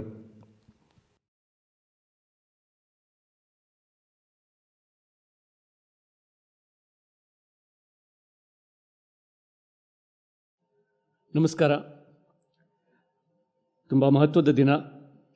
ಯಾಕಂದರೆ ಕೆಲವೇ ವಾರಗಳ ಹಿಂದೆ ಗುರುಪೂರ್ಣಿಮೆ ಆಯಿತು. ಗುರುಪೂರ್ಣಿಮೆ, ಬುದ್ಧ ಪೂರ್ಣಿಮೆ, ಬೆಳದಿಂಗಳು ಇವೆಲ್ಲ ಒಂದು ಹಿಂಗದ ಹಸಿವನ್ನು, ಆತ್ಮಿಕವಾದಂಥ ಒಂದು ಹಂಬಲವನ್ನು, ಒಂದು ಅಪೂರ್ಣತೆಯ ಕೊರಗಿನ ಜೊತೆಗೆ ಪೂರ್ಣತೆಗೆ ಧಾವಿಸುವಂಥ ಒಂದು ತಹತಹವನ್ನು ನಮ್ಮಲ್ಲಿ ಪಸರಿಸಿರುವಂಥ ಸಂಗತಿಗಳು. ಅಂಥ ಒಂದು ಮಹತ್ವದ ಜೀವ ಎಚ್.ಎಸ್. ವಿ ಅವರು. ಅವರ ಈ ಒಂದು ಅಭಿನಂದನಾ ಸಮಾರಂಭ, ಅದು ಕೂಡ ಈ ಅರಣವ ಶಬ್ದ ಭಾಳ ಚಂದ. ಯಾಕಂದರೆ ಅರಣವದ ಘೋಷ ಕೇಳಿಕೊಂಡೇ ಹುಟ್ಟಿದ್ದು ನಾನು ಗೋಕರ್ಣದಲ್ಲಿ ಅರಣವದ ಘೋಷ ಬಹಳ ಚಂದ. ಇದು ಕಲಾರ್ಣವ, ಕಲೆಯ ವಿವಿಧ ಭಾವಗಳ ಚಿಂತನೆಗಳ ಒಂದು ಅರ್ಣವದ ಘೋಷ. ಕಳೆದ 15 ವರ್ಷಗಳಿಂದ ಅದ್ಭುತವಾದ ಕೆಲಸವನ್ನು ಮಾಡ್ತಾ ಬಂದಿರುವಂಥ ಸಂಸ್ಥೆ ಇದು. ವೇಣು ಅವರು, ಅವರ ಬಳಗ, ಅವರ ಹಿಂಬಾಲಕರು ಅವರೆಲ್ಲರೂ ಸೇರಿ ಮಾಡಿರುವಂಥ ಒಂದು ಅತ್ಯಂತ ಅಂದರೆ ಏನು ಹೇಳ್ಕೊಳ್ಳದೇನೆ ಒಂದು ಸದ್ದಿಲ್ಲದ ಒಂದು ಕೆಲಸ ಮಾಡ್ಕೊಂಡು ಬಂದಿದ್ದಾರೆ. ಅದಕ್ಕಾಗಿ ನನಗೆ ಬಹಳ ಖುಷಿ. ಅದರ ಒಂದು ಸಣ್ಣ ಭಾಗವಾಗಿ ನಾನು ಈಗ ಪಾಲ್ಗೊಳ್ತಿರುವುದು. ಅದು ನನ್ನ ಪ್ರಿಯ ಬಂಧು, ಕವಿ ಬಂಧು ಕಾವ್ಯ ಬಳಗದ ಒಬ್ಬ ಗುರು HS ವೆಂಕಟೇಶ್ ಮೂರ್ತಿಯವರ ಅಭಿನಂದನೆಗಾಗಿ ನಾನು ಇಲ್ಲಿರೋದು ನನಗೆ ಬಹಳ ಒಂದು ಧನ್ಯತೆಯನ್ನು ಮತ್ತು ವಿನೀತ ಭಾವವನ್ನು ಕೊಟ್ಟಿದೆ. ಜೊತೆಗೆ ಸುನೀತ ಭಾವವನ್ನು ಕೊಟ್ಟಿದೆ. ಅವರು ಸುನೀತಗಳನ್ನು ಭಾಳ ಚೆನ್ನಾಗಿ ಬರೀತಾರೆ. ಸಾನೆಟ್ಟಿಗೆ ಸುನೀತ ಅನ್ನೋ ಹೆಸರು ಎಷ್ಟು ಚೆನ್ನಾಗಿದೆ. ಸೊ ಈ ಒಂದು ಸಂದರ್ಭದಲ್ಲಿ ಅವರಿಗೂ ಮತ್ತು ಅವರ ಜೊತೆಗೆ ಅಭಿನಂದಿತರಾದಂಥ ಇಬ್ಬರು ಲಯವಿನ್ಯಾಸಗಾರರಿಗೂ ಕೂಡ ನನ್ನ ಅಭಿನಂದನೆಗಳು. ಯಾಕಂದರೆ HSV ಕೂಡ ಲಯವಿನ್ಯಾಸಗಾರರೇ. ಅವರು ಕವಿತೆಗಳಲ್ಲಿ ಮಾಡ್ತಾ ಬಂದಿದ್ದು ಬೇರೆ ಬೇರೆ ಪದ ಲಯ ಪ್ರತಿಮೆಗಳ ವಿನ್ಯಾಸವನ್ನೇ ಮಾಡ್ತಾ ಬಂದಿದ್ದಾರೆ. ಸುಮಾರು 60 ಮಳೆಗಾಲವನ್ನು ಕಂಡ ಕಾವ್ಯ ಅವ್ರದ್ದು. 60 ಮಳೆಗಾಲ ಅಂದರೆ ಕಡಿಮೆ ಅಲ್ಲ. ಅದೇ ಹೇಳ್ತಾ ಇದ್ರು ಅವರು. ಅಂದರೆ ನಮ್ಮೆಲ್ಲರ ಅಜ್ಜಂದರು ಅದೇ ಹೇಳ್ತಾ ಇದ್ರು. ಪ್ರತಿ ಸಲ ಮಳೆಗಾಲ ಬರುವಾಗಲೂ ನಾವೆಲ್ಲ ಕರಾವಳಿಯವರು, ಮಲೆನಾಡಿನವರಿಗೆ ಮಳೆಗಾಲ ಅಂದರೆ ಒಂದು ದೊಡ್ಡ ಒಂದು ಪರ್ವ. ಅದು ಒಂದು ಪರ್ವದಿಂದ ಮತ್ತೊಂದು ಪರ್ವಕ್ಕೆ ಹೋಗುವಂಥದ್ದು. ಆಗ ಅಜ್ಜಿಯವರು ಹೇಳೋದು, ಈ ಮಳೆಗಾಲ ನಾನು ಕಳೀತೇನೋ ಇಲ್ವೋ ಅಂತಿದ್ರು. ಅಥವಾ ಈ ಮಳೆಗಾಲ ಕಳೆದ್ರೆ ಒಂದು ಸಲ ನಾವು ಎಲ್ಲೋ ಹೋಗಿ ಬರಬೇಕು ಅಂತಿದ್ರು. ಹೀಗೆ ಅಂದರೆ ಮಳೆಗಾಲ ವಾಸ್ ಎ ಡಿಸಿಸಿವ್ ಒಂದು ಏನೋ ಒಂದು ದೊಡ್ಡ ಒಂದು ಸೀಮೋಲ್ಲಂಘನದ ಒಂದು ಇದರ ಥರ. ಅಂಥ 60 ಮಳೆಗಾಲಗಳನ್ನು ಕಂಡಂಥ HSV ಅವರ ಕಾವ್ಯ ನವ್ಯದ ಮುಂಚೂಣಿಯಲ್ಲಿದ್ದಾಗ ಅವರು ಬರವಣಿಗೆಗೆ ಬಂದರು. ಅದ್ಭುತವಾದ ಕವಿತೆಗಳನ್ನು ಬರೆದರು. ಒಂದರ ಹಿಂದೊಂದು ಬರ್ಕೊಂಡು ಬಂದರು. ಆಮೇಲೆ ಅವರ ಎಲ್ಲ ಕವನಗಳ 2 ಬೃಹತ್ ಸಂಪುಟಗಳು ಲಭ್ಯ ಇವೆ. ಅದನ್ನು ಕಾವ್ಯದ ಓದುಗರು ಖಂಡಿತ ಓದಬೇಕು. ಅದನ್ನು ನಾನು ಮತ್ತೆ ಹೇಳ್ತೇನೆ. ನಾವು ಕೆಲವೊಂದು ಸಲ ಹಾಡುಗಳನ್ನು 4 ಹಾಡುಗಳಿರ್ತೇವೆ, 3 ಪದ್ಯ ಎಲ್ಲೋ ವಿಶೇಷಾಂಕಗಳಲ್ಲಿ ಓದಿರ್ತೇವೆ ಮತ್ತು ನಾವು HSV ಅವರನ್ನು ಓದಿದ್ದೇವೆ ಅಂದ್ಕೊಂಡು ಬಿಡ್ತೇವೆ. ಅದರಿಂದ HSV ಅವರಿಗೆ ಏನಾಗಬೇಕಾದ್ದಿಲ್ಲ. ಆದರೆ ಒಬ್ಬ ಜೀವಿಯಾಗಿ, ಒಬ್ಬ ಜೀವನ್ಮುಖಿ ಜೀವಿಯಾಗಿ ನಮಗೆ ಅದರಿಂದ ಬರಬೇಕಾದ್ದು ಬಹಳ ಇರ್ತದೆ. ನಮ್ಮ ಕಡೆಗೆ ಒಂದು ಗಾದೆ ಇದೆ, ಅದು ಸ್ವಲ್ಪ ವಿಚಿತ್ರವಾಗಿದೆ, ಆದರೂ ಹೇಳ್ತೀನಿ ನಾನು. ಯಾರಿಗೋ ನದಿ ಮೇಲೆ ಸಿಟ್ಟು ಬಂದು ಸ್ನಾನನೇ ಮಾಡಿಕೊಳ್ಳಿಲ್ಲ ಅಂತ ಹೇಳ್ತಾರೆ. ಇದರಿಂದ ನದಿಗೇನಾಗಬೇಕಾಗಿಲ್ಲ, ಆಗಬೇಕಾಗಿರೋದು ಇವನಿಗೆ. ಆ ಥರ ಕಲೆ ಕಾವ್ಯ ಇವು ಅರಣವಾದಂತೆ ನದಿಯಂತೆ ಇರುತ್ತೆ. ನಾವು ಹೋಗಿ ಅದನ್ನು ನಮ್ಮದಾಗಿಸ್ಕೊಳ್ಬೇಕು. ಹೀಗಾಗಿ HSV ಅವರಿಗೆ ನಾವು ಸಲ್ಲಿಸಬಹುದಾದ ಗೌರವ ಅಂತಂದರೆ ಅವರ ಬರಹಗಳನ್ನು ಓದಬೇಕು. ಬಹಳ ವಿಶಿಷ್ಟವಾದ ವ್ಯಕ್ತಿ. ಅಂದರೆ ನಾನಾ ರೀತಿಯ ಪ್ರಯೋಗಗಳನ್ನು ಅವರು ತಮ್ಮ ಕಾವ್ಯದಲ್ಲಿ ಮಾಡಿದ್ದಾರೆ. ಕಥನ ಕವನಗಳನ್ನು ಬರೆದಿದ್ದಾರೆ, ಪ್ರತಿಮಾನಿಷ್ಠ ಕವನಗಳನ್ನು ಬರೆದಿದ್ದಾರೆ. ಅವರ ಒಂದೊಂದು ಪ್ರತಿಮೆಗಳು ಮನಸ್ಸಲ್ಲಿ ಕೂತು ಬಿಡ್ತವೆ. ನಾನು ಎಷ್ಟೊಂದು 35-40 ವರ್ಷದಿಂದ ಓದಿದ ಅವರ ಕವಿತೆಯ ಪ್ರತಿಮೆಗಳು ಈಗಲೂ ಅವ್ರದ್ದು ರೈಲ್ವೆ ಟ್ರ್ಯಾಕಿನ ಬಗ್ಗೆ ಅವರು ಬರಿತಾ ಇರ್ತಾರೆ. ಈ ರೈಲ್ವೆ ಟ್ರ್ಯಾಕ್ ಇರ್ತದಲ್ಲ, ಆ ರೈಲ್ವೆ ಟ್ರ್ಯಾಕಿನ ಬಗ್ಗೆ ಬರೆದ ಪದ್ಯದಲ್ಲಿ ಆ ರೈಲ್ವೆ ಟ್ರ್ಯಾಕಲ್ಲಿ ಫಿಶ್ ಪ್ಲೇಟ್ಗಳಿರ್ತಾವಲ್ಲ, ಮರದ ಫಿಶ್ ಪ್ಲೇಟ್ಗಳು, ಅದನ್ನು ಹೇಗೆ ವರ್ಣಿಸ್ತಾರೆ ಅಂತಾರೆ ಅವರು. ಆ ರೈಲ್ವೆ ಹಳಿಯುದ್ದಕ್ಕೂ ಮರಗಳ ಅಥವಾ ಕಾಡಿನ ತುಕುಡ ಕೈಕಾಲು ಅಂತಾರೆ. ಅಂದರೆ ತುಕುಡ ಕೈಕಾಲು ಅಂದರೆ ಗಿಡ ಮರಗಳ ಕೈಕಾಲುಗಳನ್ನು ಕತ್ತರಿಸಿ ನಾವು ಫಿಶ್ ಪ್ಲೇಟ್ ಮಾಡಿ ಒಂದು ರೈಲ್ವೆ ಮಾರ್ಗವನ್ನು ಮಾಡಿದ್ದೇವೆ. ಆದರೆ ಅಲ್ಲಿ ಒಂದು ಎಲಿಟ್ರೇಷನ್ ಇದೆ. ತುಕುಡ ಕೈಕಾಲು ರೈಲ್ವೆ ಸದ್ದು ಕೂಡ ಹೇಳುತ್ತದು, ತಡಕ್. ಅದು ಲಯವಿನ್ಯಾಸಗಾರಿಕೆ. ಅಂದರೆ ಪದಗಳಲ್ಲಿ ತೋರಿಸುವುದಷ್ಟೇ ಅಲ್ಲ, ಅದನ್ನು ಧ್ವನಿಸುವುದು ಕೂಡ. ಅದು ಎಲ್ಲ ಕಡೆ ಆಗೋದಿಲ್ಲ. ಅದು ಒಂದು ವಿಶಿಷ್ಟವಾದ ಒಂದು ಮಿಂಚಿನಲ್ಲಿ ಆಗುವಂಥದ್ದು. ಅಲ್ಲಿ ಯಾವಾಗ ಆಗುವಂಥದ್ದು ಅಂತಂದರೆ, ಕವಿ ತನಗೆಲ್ಲ ಗೊತ್ತಿದೆ, ನಾನಿದನ್ನು ಹೇಳಕ್ಕೆ ಹೋಗ್ತಿದ್ದೀನಿ, ಅದನ್ನು ಇನ್ನೂ ಚೆನ್ನಾಗಿ ಹೇಳ್ತಾ ಇದ್ದೀನಿ ಅಂದರೆ ಆಗೋದಿಲ್ಲ. ಅದು ನನಗೇನೋ ಸ್ವಲ್ಪ ಗೊತ್ತಿದೆ, ಈ ಗೊತ್ತಿರೋದರ ಮೂಲಕ ಗೊತ್ತಿಲ್ಲದ್ದೇನಾದರೂ ನನಗೆ ಸಿಗ್ಬೋದೇನೋ ಅನ್ನುವಂಥ ಒಂದು ಸಂಭ್ರಮದಲ್ಲಿ ತೊಡಗಿದಾಗ ಆಗುವಂಥದ್ದು. ಯಾಕಂದರೆ ಗೊತ್ತಿರುವುದರ ಮೂಲಕ ಗೊತ್ತಿಲ್ಲದರ ಕಡೆಗೆ ಚಲಿಸುವಂಥದ್ದೇ ಕಾವ್ಯ. ಅದು ಬಹಳ ಇಡಿಯಾಗಿ ಅವರ ಕಾವ್ಯದ ಉದ್ದಕ್ಕೂ ನಾವು ನೋಡ್ಕೊಂಡು ಬಂದಿರುವಂಥದ್ದು. ಹೀಗಾಗಿ ನನ್ನ ತಂದೆ ಒಂದು ಮಾತು ಯಾವಾಗಲೂ ಹೇಳ್ತಾರೆ, ಒಬ್ಬ ಕವಿಗೆ ಬೇಕಾಗಿರೋದು ಅಥವಾ ಒಳ್ಳೆ ಕಾವ್ಯಕ್ಕೆ ಸಾಹಿತ್ಯಕ್ಕೆ ಬೇಕಾಗಿರೋದು ಚಿಂತನಶೀಲ ತನ್ಮಯತೆ ಅಂತ. ನನಗೆ ಭಾಳ ಇಷ್ಟವಾದ ಶಬ್ದ ಅದು, ಚಿಂತನಶೀಲ ತನ್ಮಯತೆ. ನಾವು ಈ ಚಿಂತನೆ ಬೇರೆ, ಭಾವ ಬೇರೆ, ತನ್ಮಯತೆ ಬೇರೆ ಅಂತ ಅಂದ್ಕೊಂಡ್ಬಿಟ್ಟಿದ್ದೀವಿ. ಬುದ್ಧಿ ಭಾವ, ಕುವೆಂಪು ಅವರು ಬುದ್ಧಿ ಭಾವಗಳ ವಿದ್ಯುದಾಲಂಘನ ಅಂತ ಹೇಳಿದ್ದು ಅದು ನಾವೇನು ಅಂದ್ಕೊಂಡ್ಬಿಡ್ತೀವಿ, ಸಿನಿಮಾ ಹೀರೋಯಿನ್ಗಳ ಥರ ಬುದ್ಧಿ ಒಂದು ಗುಡ್ಡದ ಮೇಲಿದೆ, ಭಾವ ಇನ್ನೊಂದು ಗುಡ್ಡದ ಮೇಲಿದೆ, ಇಬ್ಬರು ಓಡಿ ಬಂದು ಸನ್ಸೆಟ್ ಶಾಟಲ್ಲಿ ತಪ್ಕೊಳ್ತಾರೆ, ಆ ಥರ ಬುದ್ಧಿ ಭಾವಗಳ ಆಲಿಂಗನ ಅಂತ ನಾವು ಆ ಥರ ಅಂದ್ಕೊಂಡ್ಬಿಡ್ತೀವಿ. ಇಲ್ಲ, ಬುದ್ಧಿಯ ಹಂಗಿಲ್ಲದ ಮನುಷ್ಯನೇ ಇಲ್ಲ. ನಮ್ಮ ಯಾವ ಭಾವವೇ ಇರಲಿ ಅದು ಬುದ್ಧಿಯ ಹಂಗಿನಲ್ಲೇ ಇರ್ತದೆ. ಯಾಕಂದರೆ ಬರೀ ಚಿಂತನೆ ಆಗಿಬಿಟ್ರೆ ಅದು ಶುಷ್ಕ ಪಾಂಡಿತ್ಯ ಆಗಿಬಿಡ್ಬೋದು, ಅಥವಾ ಗೊಡ್ಡು ಪಾಂಡಿತ್ಯ ಆಗಿಬಿಡ್ಬೋದು, ಜೀವನಕ್ಕೆ ಸಂಬಂಧ ಇರದಿರುವಂಥ ಒಂದು ಪಾಂಡಿತ್ಯ ಆಗಿಬಿಡ್ಬೋದು. ಬರೀ ತನ್ಮಯತೆ ಆಗಿಬಿಟ್ರೆ ಅದು ಭಾವಲೋಲುಪವೂ ಆಗಿಬಿಡ್ಬೋದು. ಅದಕ್ಕಾಗಿ ಚಿಂತನಶೀಲವಾದ ತನ್ಮಯತೆ ಅದು, ಅಂದರೆ ಒಂದು ಎಚ್ಚರದಲ್ಲಿ ನಡೆಯುವ ತನ್ಮಯತೆ. ಈ ಕವಿತೆ ಇಲ್ಲಿ ಮುಗಿಸ್ಬೇಕು, ಸಾಕು. ಇಲ್ಲಿ ಈ ಶಬ್ದ ಚೆನ್ನಾಗಿಲ್ಲ, ಇದೇನೋ ಹೊಸ ನೋಟ ಕೊಡ್ತಾ ಇದೆ. ಅವರು ರಾಮ ಪಟ್ಟಾಭಿಷೇಕದ ಒಂದು ಚಿತ್ರದ ಬಗ್ಗೆ ಬರೆದ ಒಂದು ಪದ್ಯ ಸಾಕು. ಅದು ಎಂಥ ಒಂದು, ಅಂದರೆ ಬಾಕಿ ಎಲ್ಲ ದೇವರುಗಳನ್ನು ಅವ್ರದ್ದು ತುಂಬ ಚೆನ್ನಾಗಿದೆ ಪದ್ಯ, ನೀವು ಓದಿರ್ತೀರಿ. ನನಗೆ ತುಂಬ ಇಷ್ಟವಾದ ಇಮೇಜ್ ಅದು. ಎಲ್ಲ ದೇವರುಗಳು ಇಂಡಿವಿಜುವಲ್ ಫೋಟೋ ಸಿಗ್ತವೆ ನಮಗೆ, ಆದರೆ ರಾಮ ಮಾತ್ರ ಯಾವತ್ತೂ ಒಬ್ಬನೇ ಸಿಗೋದಿಲ್ಲ, ಇಡೀ ಸಂಸಾರದೊಂದಿಗೆ ಸಿಗ್ತಾನೆ ಅಂತ.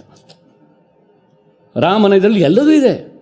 ಅಲ್ಲಿ ಅವನ ಸೋದರ ಇದ್ದಾನೆ, ಇವನಿದ್ದಾನೆ, ಹನುಮಂತ ಇದ್ದಾನೆ, ಎಲ್ಲವೂ ಪಕ್ಷಿ ಸಂಕುಲ ಇದೆ, ಅಲ್ಲಿ ಪ್ರಾಣಿ ಸಂಕುಲ ಇದೆ. ಅಂದರೆ ಒಂದು ಇಡೀ ಒಂದು ಎನ್ವಿರಾನ್ಮೆಂಟ್, ಒಂದು ಪರಿಸರ, ಒಂದು ಭಾವ ಪರಿಸರ ಅದನ್ನು ಕೊಡ್ತದೆ ಅದು ಅಂತ ಅವ್ರು ಹೇಳ್ತಾರೆ.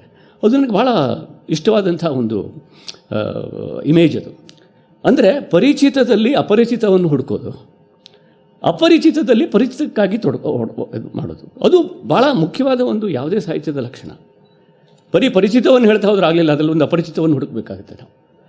ಅಪರಿಚಿತವಾದದ್ದನ್ನು ನೀವು ರಾಗ ವಿನ್ಯಾಸದಲ್ಲಿಯೂ ಕೂಡ, ನಿಮ್ಮ ಸಂಗೀತದಲ್ಲಿ ಕೂಡ ನಿಮ್ಗೆ ಗೊತ್ತಿರೋ ರಾಗನೇ, ಆದರೆ ಅದನ್ನು ಹೇಳ್ತಾ ಅದರ ಬೇರೆ ಬೇರೆ ವಿನ್ಯಾಸಗಳಿಗೆ ನೀವೇ ಚಕಿತರಾಗುವಂತೆ ನೀವು ಅದರಲ್ಲಿ ಕಳೆದು ಹೋಗ್ತೀರಿ. ಯಾಕೆ ಕಳೆದು ಹೋಗ್ತೀರಿ? ಮತ್ತೆ ನಿಮ್ಮನ್ನೇ ಪಡ್ಕೊಳ್ಳೋದಕ್ಕೆ ಕಳೆದು ಹೋಗೋದು. ಹಾಗೆ ನಮ್ಮನ್ನೇ ಕಳೆದುಕೊಂಡು ಮತ್ತು ನಾವು ಪಡೆದುಕೊಳ್ಳುವಂಥ ಈ ಒಂದು ಕಾವ್ಯ ಅಥವಾ ಸಾಹಿತ್ಯದ ಯಾನದಲ್ಲಿ ಬಹುಮುಖಿಯಾದಂತಹ ಕೆಲಸ ಮಾಡಿದ್ದಾರೆ ಅವರು ನಾಟಕಗಳನ್ನು ಬರೆದಿದ್ದಾರೆ, ಕಾದಂಬರಿಗಳನ್ನು ಬರೆದಿದ್ದಾರೆ, ಒಳ್ಳೆಯ ಸಾಹಿತ್ಯದ ಜಿಜ್ಞಾಸೆಯ ಲೇಖನಗಳನ್ನು ಬರೆದಿದ್ದಾರೆ. ಆಮೇಲೆ ನಾನು 1976 2000 ತನಕ ಬಾಂಬೆಯಲ್ಲಿದ್ದೆ. ನನ್ನ ಆರಂಭಿಕ ಕಾವ್ಯ, ಕಥೆ ಕಾವ್ಯ ಎಲ್ಲ ಅಲ್ಲಿಂದಲೇ ಬರಿತಾ ಇದ್ದೆ.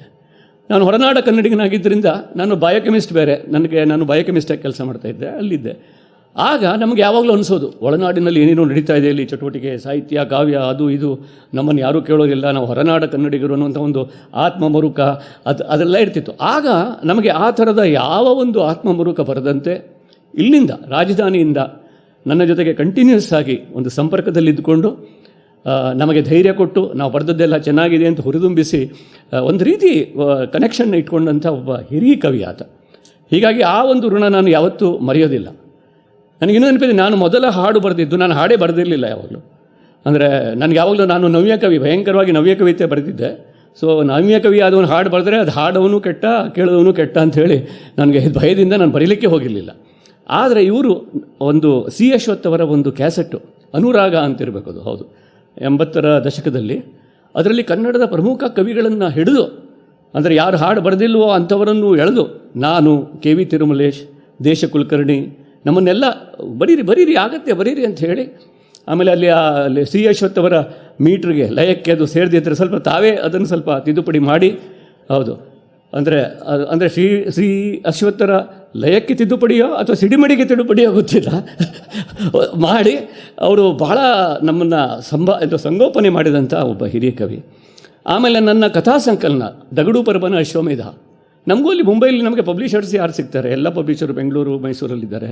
ಆ ಥರ ಇದ್ದಾಗ ಅದು ಕೂಡ 1980ರ ದಶಕದಲ್ಲೇ ಆವಾಗ ನನ್ನ ಕಥಾ ಸಂಕಲನವನ್ನು ಇಲ್ಲಿ ಇವರೇ ಗೆಳೆಯರು, ಇವರು ನರಹಳ್ಳಿ, ನಮ್ಮ ವಿವೇಕ್ ಶಾನ್ಭಾಗ, ನಮ್ಮ MS ಶ್ರೀರಾಮ್, ದಿವಾಕರ್, ಇಂಥವರೆಲ್ಲ ಸೇರಿ ತಾವೇ 500 ರೂಪಾಯಿ ಎಲ್ಲ ಹಾಕಿ ಒಂದು ಪ್ರಕಾಶನ ಮಾಡಿ ಅದನ್ನು ನನ್ನ ಪುಸ್ತಕ ತಂದರು. ಅದು ಕೂಡ ನನಗೊಂದು ದೊಡ್ಡ ಶಾಪ ವಿಮೋಚನೆ ಆ ಕಾಲಕ್ಕೆ. ಹೇಳಿದ್ರೆ ನಮ್ಮನ್ನು ಯಾರು ಕೇಳ್ತಾರೆ ಅನ್ನುವಂಥ ಒಂದು ಭ್ರಮೆಯಲ್ಲಿ ನಾವು ಇರ್ತಿದ್ವಿ. ಈ ರೀತಿ ಹೊಸ ತಲೆಮಾರಿನ ತನಗಿಂತ ಕಿರಿಯನಾದಂಥವರ ಬರಹದಲ್ಲಿ ಏನಾದರೂ ವಿಶೇಷತೆ ಇದ್ದರೆ ತಕ್ಷಣ ಪತ್ರ ಬರೆದು ಅದನ್ನು ಹುರಿದುಂಬಿಸಿ ಮತ್ತು ಈ ಥರದ ರೀತಿಯಿಂದ ಒಂದು ರೀತಿ ಒಂದೇನು ಹೇಳ್ತಾರೆ, ನಮ್ಮ ಒಂದು ಕವಿತೆ ಅನ್ನೋದು ಒಂದು ಪಕ್ಷ ಆದರೆ ನಮ್ಮ ಕವಿತೆ ಪಕ್ಷದ ಲೀಡರ್ ಥರ ಅವರು ಕಾವ್ಯ ಪಕ್ಷಪಾತಿಯಾಗಿ ಕಳೆದ 3-4 ದಶಕಗಳಿಂದ ನಮ್ಮನ್ನು ಪೋಷಿಸಿಕೊಂಡು ಬಂದಿದ್ದಾರೆ. ಹೀಗಾಗಿ ಅವರಿಗೆ ಇವತ್ತು ನನಗೆ ರಾಜಲಕ್ಷ್ಮಿಯವರು ನೆನಪಾಯಿತು, ಅವರ ಮೇಡಮ್ ರಾಜಲಕ್ಷ್ಮಿಯವರು ನೆನಪಾಯಿತು. ಇವತ್ತು ವಿಡಿಯೋ ನೋಡುವಾಗ ಅವರು ಇದ್ದಾರೆ ಅಂತ ಅನ್ನಿಸ್ತು. ಅಥವಾ ಅವರು ಇದ್ದಿದ್ದರೆ ಎಷ್ಟು ಚೆನ್ನಾಗಿ, ಅವರಿಗೆ ಎಷ್ಟು ಎಷ್ಟು ಒಳ್ಳೆಯ ಫೀಲಿಂಗ್ ಅವರಿಗೆ ಬರ್ತಿತ್ತು, ಭಾವನಾತ್ಮಕವಾಗಿ ಅವರು ಎಷ್ಟು ಸಾರ್ಥಕ ಭಾವ ಪಡಿತಿದ್ದರು ಅಂತ. ಬಟ್ ಅವರಿದ್ದಾರೆ, ಯಾಕಂದರೆ HSV ಬರೆದಿರುವಂಥ ಪ್ರತಿ ಪದಗಳಲ್ಲೂ ಅವರಿದ್ದಾರೆ. ಅವರು ಬುದ್ಧ ಚರಿತೆ ಬರೆದದ್ದೇ ಅವರಿಗಾಗಿ. ರಾಜಲಕ್ಷ್ಮಿಯವರ ಒಂದು ರೀತಿ ತುಂಬ ಸ್ವಲ್ಪ ಅನಾರೋಗ್ಯದಲ್ಲಿದ್ದಾಗ ಅವರಿಗೆ ಆಸೆ ಇದ್ದಿದ್ದದೇ, ಇದು ಬೇಗ ಆಗಬೇಕು ಇವರಿಂದ ಅಂತ. ಅದನ್ನು ಅವರು ಮಾಡಿ ತೋರಿಸಿದರು. ಅಷ್ಟೇ ಅಲ್ಲ, ಹೋದ ವರ್ಷ ಇತ್ತೀಚೆಗೆ ಕೊರೋನಾಶಯೆಯಿಂದ ಎದ್ದು ಬಂದು ಮರಳಿ ಬಂದು ಮತ್ತೆ ಅದೇ ನಿಷ್ಠೆಯಿಂದ ಅದೇ ತೀವ್ರತೆಯಿಂದ ಕಾವ್ಯದ ಮೂಲಕ ಮತ್ತೆ ತಮ್ಮನ್ನು ಪಡ್ಕೊಂಡ್ರು ಅವರು. ಯಾಕಂದರೆ ಕಾವ್ಯಕ್ಕೆ ಆ ಶಕ್ತಿ ಇದೆ. ಅದು ಅಮೃತ ಬಳ್ಳಿ ಕಷಾಯ, ಅದು ಕಾವ್ಯ ಅನ್ನೋದು. ಅದು ನಮ್ಮನ್ನು ಬದುಕನ್ನು ಪ್ರೀತಿಸುವಂತೆ ಮಾಡ್ತದೆ ಮತ್ತು ಬದುಕಿಗೆ ನಮ್ಮನ್ನು ಸೆಳೆಯುವಂತೆ ಮಾಡ್ತದೆ. ಆಮೇಲೆ ಇನ್ನೊಂದು, ನಾವು ಸೌಂದರ್ಯದ ಬಗ್ಗೆ ಮಾತಾಡ್ತೇವೆ, ದ ಎಸ್ಥೆಟಿಕ್ಸ್ ಆಫ್ ಲೈಫ್. ಪ್ರೀತಿ ಇದ್ದರೆ ಎಲ್ಲವೂ ಚಂದ. ಈಗ ನಮಗೆ ನಮ್ಮ ತಾಯಿ ಚಂದ, ನಮಗೆ ನಮ್ಮ ತಂದೆ ಚಂದ, ನಮಗೆ ನಮ್ಮ ಮಗು ಚಂದ, ನಾವು ನಿತ್ಯ ಕೂತ್ಕೊಳ್ಳೋ ಕುರ್ಚಿ ಅದು ಹಿಡಿಕೆ ಮುರಿದಿದ್ರು ಚಂದ. ನಾನು ಬರೆಯೋ ಪ್ಯಾಡು ಎಷ್ಟೋ ನಾನು SSC ಪರೀಕ್ಷೆಯಿಂದ ಯೂಸ್ ಮಾಡ್ತಿದ್ದೇನೆ, ಕ್ಲಿಪ್ ಎಲ್ಲ ಹೋಗಿದೆ, ಅದು ನನಗೆ ಚಂದ. ನಮ್ಮ ಮನೆಯ ಎಲ್ಲೋ ಒಂದು ಕಡೆ ಕೂತ ಒಂದು ಮೂಲೆ ಚಂದ. ಯಾಕೆ? ಪ್ರೀತಿಯಿಂದ ಅದು ಚಂದ ಆಗ್ತದೆ. ಅದು ಬಿಡಿ, ಎಲ್ಲ ನಕಾಶೆಯಲ್ಲಿ ನೋಡಿ, ಇಡೀ ಪ್ರಪಂಚದ ನಕಾಶೆಯಲ್ಲಿ ನಮಗೆ ಭಾರತ ದೇಶದ ನಕಾಶೆ ಭಾಳ ಚಂದ ಕಾಣ್ತದೆ. ಅದು ಸ್ವಲ್ಪ ಚಪಾತಿ ಥರ ಇದ್ದರೂ ಕೂಡ ಚಂದ ಕಾಣ್ತದೆ. ಆಮೇಲೆ ಕೆಳಗಡೆ ಬಂದರೆ ಮತ್ತು ಉಳಿದ ನೋಡ್ತಾ ಹೋದರೆ ಅಲ್ಲಿ ಕರ್ನಾಟಕದ ನಕಾಶೆ ಇನ್ನೂ ಚಂದ.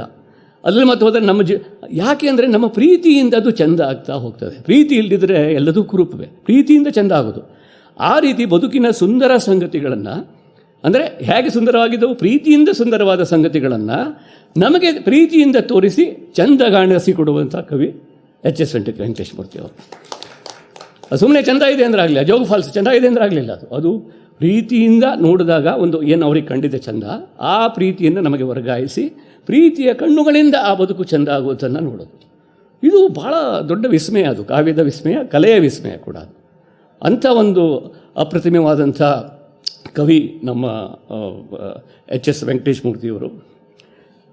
ಆಮೇಲೆ ನಮ್ಮ ಊರಲ್ಲಿ ಡಾಕ್ಟರ್ ಮಲ್ಲನ್ ಅಂತ ಇದ್ದಾರೆ, ನಮ್ಮ ಡಾಕ್ಟ್ರೇ ಅವರು, ನಮ್ಮ ಫ್ಯಾಮಿಲಿ ಡಾಕ್ಟ್ರು. ಭಾಳ ನಮ್ಮ ತಂದೆ ಕಾಲದಿಂದ ನಮ್ಮಲ್ಲಿ ನೋಡ್ಕೊಂಡು ಬಂದವರು. ಇತ್ತೀಚೆಗೆ ಅವರಿಗೆ ಕಾಯಿಲೆ ಆಗಿತ್ತು, ಅವರು ಹುಷಾರಿರಲಿಲ್ಲ. ಅವ್ರಿಗೂ ಸ್ವಲ್ಪ ದಿವಸ ಆಸ್ಪತ್ರೆಯಲ್ಲಿದ್ದರು. ಆಮೇಲೆ ಮನೆಗೆ ಬಂದರು. ಆಮೇಲೆ ನಾನು ಅವ್ರಿಗೆ ಫೋನ್ ಮಾಡಿದೆ, ಅಲ್ಲಿ ಗೋಕರ್ಣದಲ್ಲೇ ಇರ್ತಾರೆ ಅವರು. ಹೇಗಿದ್ದೀರಿ ಅಂದ್ಕೊಳ್ಳಿ, ಅವ್ರಿಗೆ ಒಂಥರ ಬೇಜಾರಲ್ಲಿದ್ದರು. ನಾನು ಹುಷಾರಾಗಿ ಮನೆಗೆ ಬಂದನೋ, ಆದರೆ ನನಗೆ ಪೇಷಂಟ್ ನೋಡಲಿಕ್ಕೆ ಬಿಡೋದಿಲ್ಲ ಅವರು. ನಾನು ಪೇಷಂಟನ್ನು ನೋಡದೇ ಇದ್ದರೆ, ನಾನು ಜನರಿಗೆ ಶುಶ್ರೂಷೆ ಮಾಡಿದ್ದರೆ ನಾನು ಬದುಕಿದ್ದೇನು ಪ್ರಯೋಜನ ಕೇಳ್ತಾರೆ ಅವರು.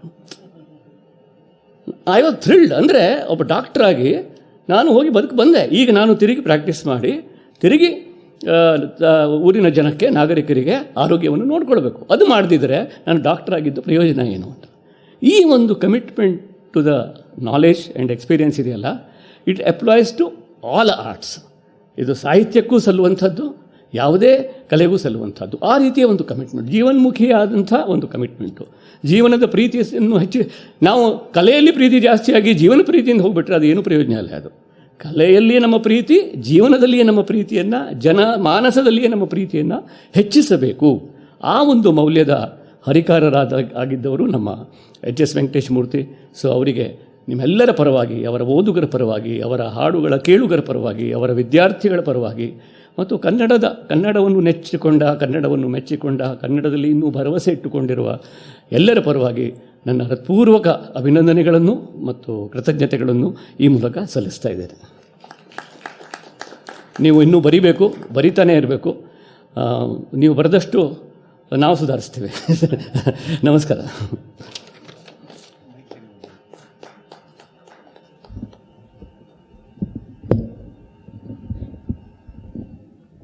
ಅಲ್ಲ, ಸ್ವಲ್ಪ ತಮಾಷೆಯಾಗಿ ಹೇಳೋದಾದ್ರೆ, ನೀವು ಇಷ್ಟು ಚಂದ ಅಭಿನಂದನೆ ಭಾಷಣ ಮಾಡೋದಾದ್ರೆ ನಾವು ಏನಾದ್ರು ಸಾಧನೆ ಮಾಡ್ಬೋದು ಅಂತ. ಅದೇನೋ ಸಂಸ್ಕೃತದಲ್ಲಿ ಒಂದು ಮಾತಿದೆ, ವಿದ್ವಾನೇನ ವಿಜಾನಾತಿ ವಿದ್ವಜ್ಜನ ಪರಿಶ್ರಮಂ ಅಂತ. ಒಬ್ಬ ಕವಿಯನ್ನು ಇನ್ನೊಂದು ಕವಿ ಮನಸ್ಸು ಮಾತ್ರ ಇಷ್ಟು ಸೂಕ್ಷ್ಮವಾಗಿ ಗ್ರಹಿಸಿ ಅಷ್ಟೇ ಅರ್ಥಪೂರ್ಣವಾಗಿ ಹೇಳಬಹುದೇನೋ. ತುಂಬ ಚೆನ್ನಾಗಿ ಹೇಳಿದ್ರಿ ಜಯಂಜಿ. ನೀವು ಮುಂಗಾರು ಮಳೆ ಸಾಹಿತ್ಯ ರಚನಾಕಾರರು ಅಂತ ಹೇಳಿದ್ರಿ. ನೀವು ಮಳೆಯಿಂದನೇ ಶುರು ಮಾಡಿದ್ರಿ. ನನಗೂ 40 ಮಳೆಗಾಲ ಕಳೆದಿದೆ ಅಂತ. ಹಾಗಾಗಿ ಮಳೆಗಾಲದ ಹೊತ್ತಲ್ಲೇ ನಾವಿದ್ದೇವೆ. ಈ ಹೊತ್ತಲ್ಲಿ ನೆನಪಿಸಿಕೊಳ್ಳೋದಾದರೆ ನಮಗೆ ಸಾವಿರಾರು ಚಿಂತೆ ಇದೆ. ಆದರೆ ಆ ಚಿಂತೆನ ಹೇಗೆ ಕಳ್ಕೋಬೇಕು ಅಂತ HSV ಅವರು ಹೇಳ್ತಾರೆ. ಇರಬೇಕು ಇರುವಂತೆ ತೊರೆದು ಸಾವಿರ ಚಿಂತೆ, ಮಳೆ ಸುರಿಸಿ ಹಗುರಾದ ಮುಗಿಲಿನಂತೆ ಅಂತ. ಹಾಗಾಗಿ HSV ಅವರ ಬಗ್ಗೆ ಹೇಳುವಾಗ ಅವರು ಅಂತಃಕರಣದ ಕವಿ ಅಂತ ಹೇಳಿದ್ರು, ಅವರು ಒಳನೋಟಗಳನ್ನು ಹೇಳಿದ್ರು. ಇಷ್ಟು ಸಹಜವಾಗಿ ಬರಿಬಹುದಾ ಅಂತ ಅನಿಸ್ಬಿಡುತ್ತೆ ಅಂತ. ಮಧುರೆಗೆ ಹೋದನು ರಾಘವ, ಮಾಧವ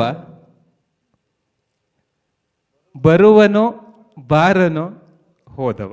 ಇಷ್ಟು ಸಹಜವಾಗಿ ಅದನ್ನ ಬರೆಯೋ ಸಾಧ್ಯತೆ ಇದ್ದಿದ್ದು HSV ಅವರಿಗೆ ಅಂತ ಅನ್ಸುತ್ತೆ. ಮತ್ತೆ ನನಗೆ ತುಂಬ ಕಾಡಿರೋದು ಅವರ ಈ ಸಾಲುಗಳು. ಗುಡಿಸಲಂತ ಗುಡಿಯಲುಂಟು ಸಾವಿರಾರು ಪ್ರಾರ್ಥನೆ, ಗರ್ಭಗುಡಿಯ ಕತ್ತಲಲ್ಲಿ ಉರಿಯುವ ಬೆಳಕಿನ ತೆನೆ.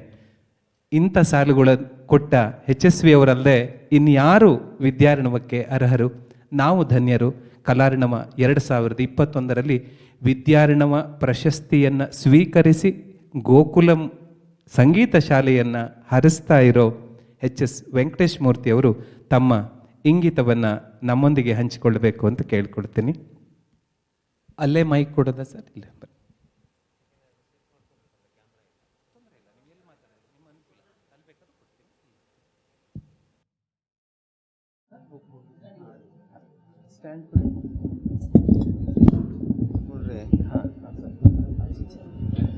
ಹಾಡು ಶುರು ಮಾಡ್ತೀನಿ.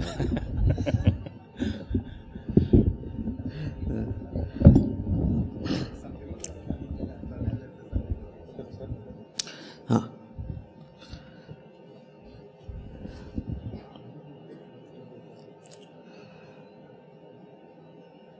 ರಾಘವೇಂದ್ರ ಕೇಳ್ತಾ ಇದ್ರು, ಇದು ನಿಮ್ಮ ಮೈಕ್ ಕೈ ಕೊಡ್ಲಾ ಅಥವಾ ಸ್ಟ್ಯಾಂಡ್ ಬೇಕಾ ಅಂತ. ಅದಕ್ಕೆ ನಾನು ಹೇಳಿದೆ, ನೀವು ಕೈ ಕೊಟ್ಬಿಟ್ರೆ ಹಾಡ್ಲಿಕ್ಕೆ ಶುರು ಮಾಡ್ತೀನಿ, ಇದು ಭಾಳ ಅಪಾಯ. ಅದರಿಂದ ಸ್ಟ್ಯಾಂಡಲ್ಲಿ ಮಾತಾಡೋದೇ ಸರಿ. ಇವತ್ತು ನನ್ನ ಜೀವನದಲ್ಲಿ ನಾನು ಎಂದೂ ಮರೆಯಲಾರದಂಥ ಒಂದು ನೆನಪಿಡಬೇಕಾದ ದಿನ. ಅಂಥ ಘಳಿಗೆಯನ್ನು ನನಗೆ ಕೊಟ್ಟವರು ವಿದ್ವಾನ್ HS ವೇಣುಗೋಪಾಲ್ ಅವರು. ಆ ವೇಣುಗೋಪಾಲು, ಗೋಕುಲ, ವೇಣುವಾದನ ಎಲ್ಲ ಏನೂ ಸಂಬಂಧ ಒಂದಕ್ಕೊಂದು. ಮತ್ತು HS, ನಾನು HS. ಒಂದು HS ಪರಂಪರೆ ಒಂದಿದೆ ಕನ್ನಡದಲ್ಲಿ. ಎಷ್ಟು ಜನ HSಗಳು, HS Biligiri, HS ಶಿವಪ್ರಕಾಶು, HS Venkatesh ಮೂರ್ತಿ, HS ಮುಕ್ತಾಯಕ್ಕ, HS ವೇಣುಗೋಪಾಲ್. ಅಂದರೆ ನಾವೆಲ್ಲರೂ ಕೂಡ ಕಲಾ ಸೋದರರು. ಮಾಸ್ತಿಯವರು ಹೇಳಿದ ಮಾತದು. ನಾವೆಲ್ಲರೂ ಕಲಾ ಸೋದರರು. ಅದರಿಂದ ಪರಸ್ಪರ ಒಬ್ರಿಗೊಬ್ಬರು ಆತ್ಕೊಳ್ಬೇಕು ಕಷ್ಟ ಕಾಲದಲ್ಲಿ. ಕಷ್ಟದಲ್ಲಿ ಆಸರೆ, ಸುಖದಲ್ಲೂ ಜೊತೆಯಲ್ಲಿರ್ತಕ್ಕದ್ದು. ಕಷ್ಟ ಸುಖ ಈ ಎರಡು ಕ್ಷಣಗಳಲ್ಲಿ ಯಾರು ನಮ್ಮ ಒಟ್ಟಿಗೆ ಇರ್ತಾರೋ ಅವ್ರು ನಿಜವಾಗಲೂ ಗೆಳೆಯರು ಅಂತ. ನಾವು ಹಾಗಿರಬೇಕು ಅಂತ ಮಾಸ್ತಿಯವರು ಯಾವಾಗಲೂ ಹೇಳ್ತಾಯಿದ್ರು. ಇವತ್ತು ಅಂಥ ಒಂದು ಅಪೂರ್ವ ಸುಂದರ ಕ್ಷಣವನ್ನು ಮತ್ತು ಇಬ್ಬರು ಮಹಾನ್ ಪ್ರತಿಭಾಶಾಲಿಗಳು ಅವರನ್ನು ಜೊತೆಯಲ್ಲಿ ನನ್ನನ್ನು ಅವರು ಸನ್ಮಾನಿಸಿರುವಂಥದ್ದು ನನಗೆ ಮತ್ತಷ್ಟು ಆನಂದವನ್ನು, ಹೆಮ್ಮೆಯನ್ನು ಉಂಟು ಮಾಡ್ತಿದೆ. ವಯಸ್ಸಲ್ಲಿ ಇಬ್ಬರು ಚಿಕ್ಕವರು, ಆದರೆ ಸಾಧನೆ ಭಾಳ ದೊಡ್ಡದು. ನಾನು ಮಗುವಾದಡೇನು ನನ್ನ ಬಾಣಕ್ಕೆ ಮಗುವತನವಿಲ್ಲ ಅಂತ. ಆ ಮಗುತನ ಇಲ್ವಂತೆ ಬಾಣಕ್ಕೆ, ಅವನು ಬಿಡೋ ಬಾಣಕ್ಕೆ. ಅದು ಎಷ್ಟು ಒಳ್ಳೆಯ ಕಲ್ಪನೆ ನೋಡಿ.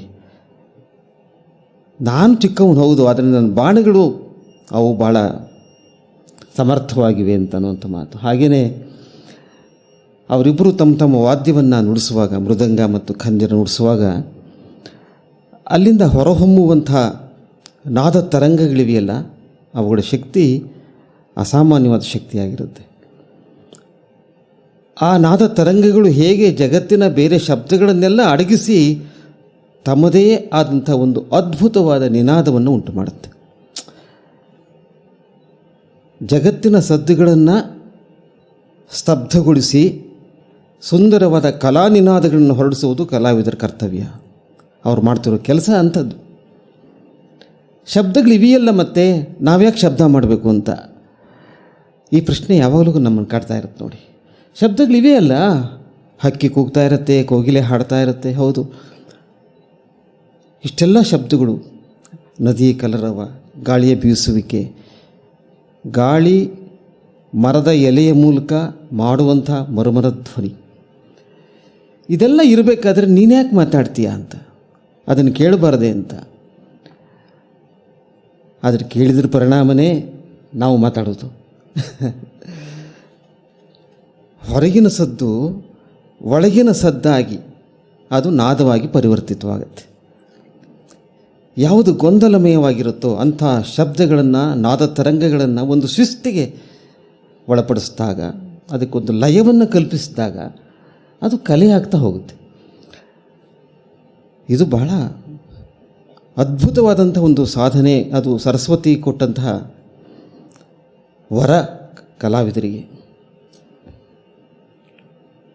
ನಾವು ಅನೇಕ ಸರಿ ಅಂದ್ಕೊಳ್ತೀವಿ ನಮ್ಮ ಸಾಧನೆ ಇದು ಅಂತ. ನಾನು ಎಷ್ಟು ಕಷ್ಟಪಟ್ಟಿದ್ದೀನಿ, ಚಿಕ್ಕ ವಯಸ್ಸಿಂದಲೂ ನುಡಿಸ್ತಾ ಇದ್ದೀನಿ ಮೃದಂಗನ, ಚಿಕ್ಕಂದಿನಿಂದಲೂ ನಾನು ಖಂಜರ ನುಡಿಸ್ತಾ ಇದ್ದೀನಿ, ಹಾಗಾಗಿ ಈಗ ಆ ಪರಿಣತಿ ನನಗೆ ವಶವಾಗಿದೆ ಅನ್ನುವಂಥದ್ದು ಮೇಲ್ಗಾಣಿಕೆಯ ಮಾತಷ್ಟೇ.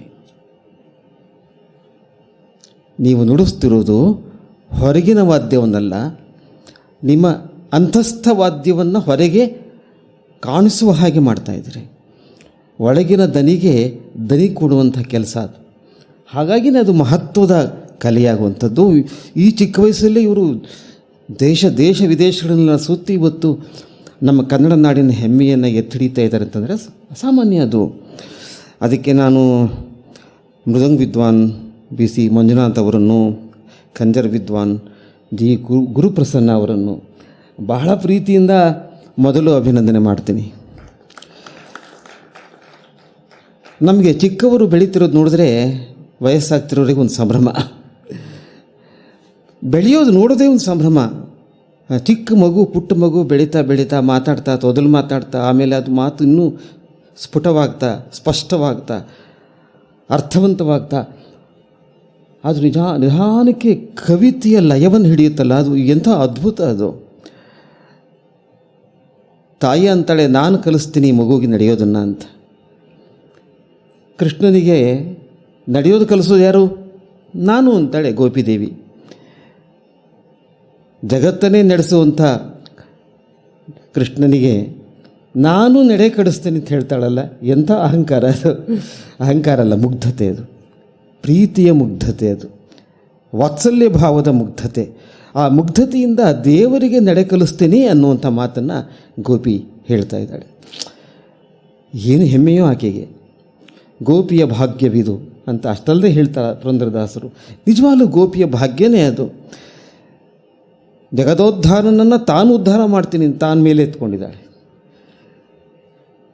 ಎಂಥ ಆಶ್ಚರ್ಯಕರವಾದ ಸಂಗತಿ ಇದು. ನೀವು ಹಾಗೇನೆ ಕಲೆಯ ನೆಪದಲ್ಲಿ ಅದ್ಭುತವಾದ ಒಂದು ಪರಂಪರೆಯನ್ನು ಮೇಲೆ ಕೆತ್ತಾ ಇದ್ದೀರಿ.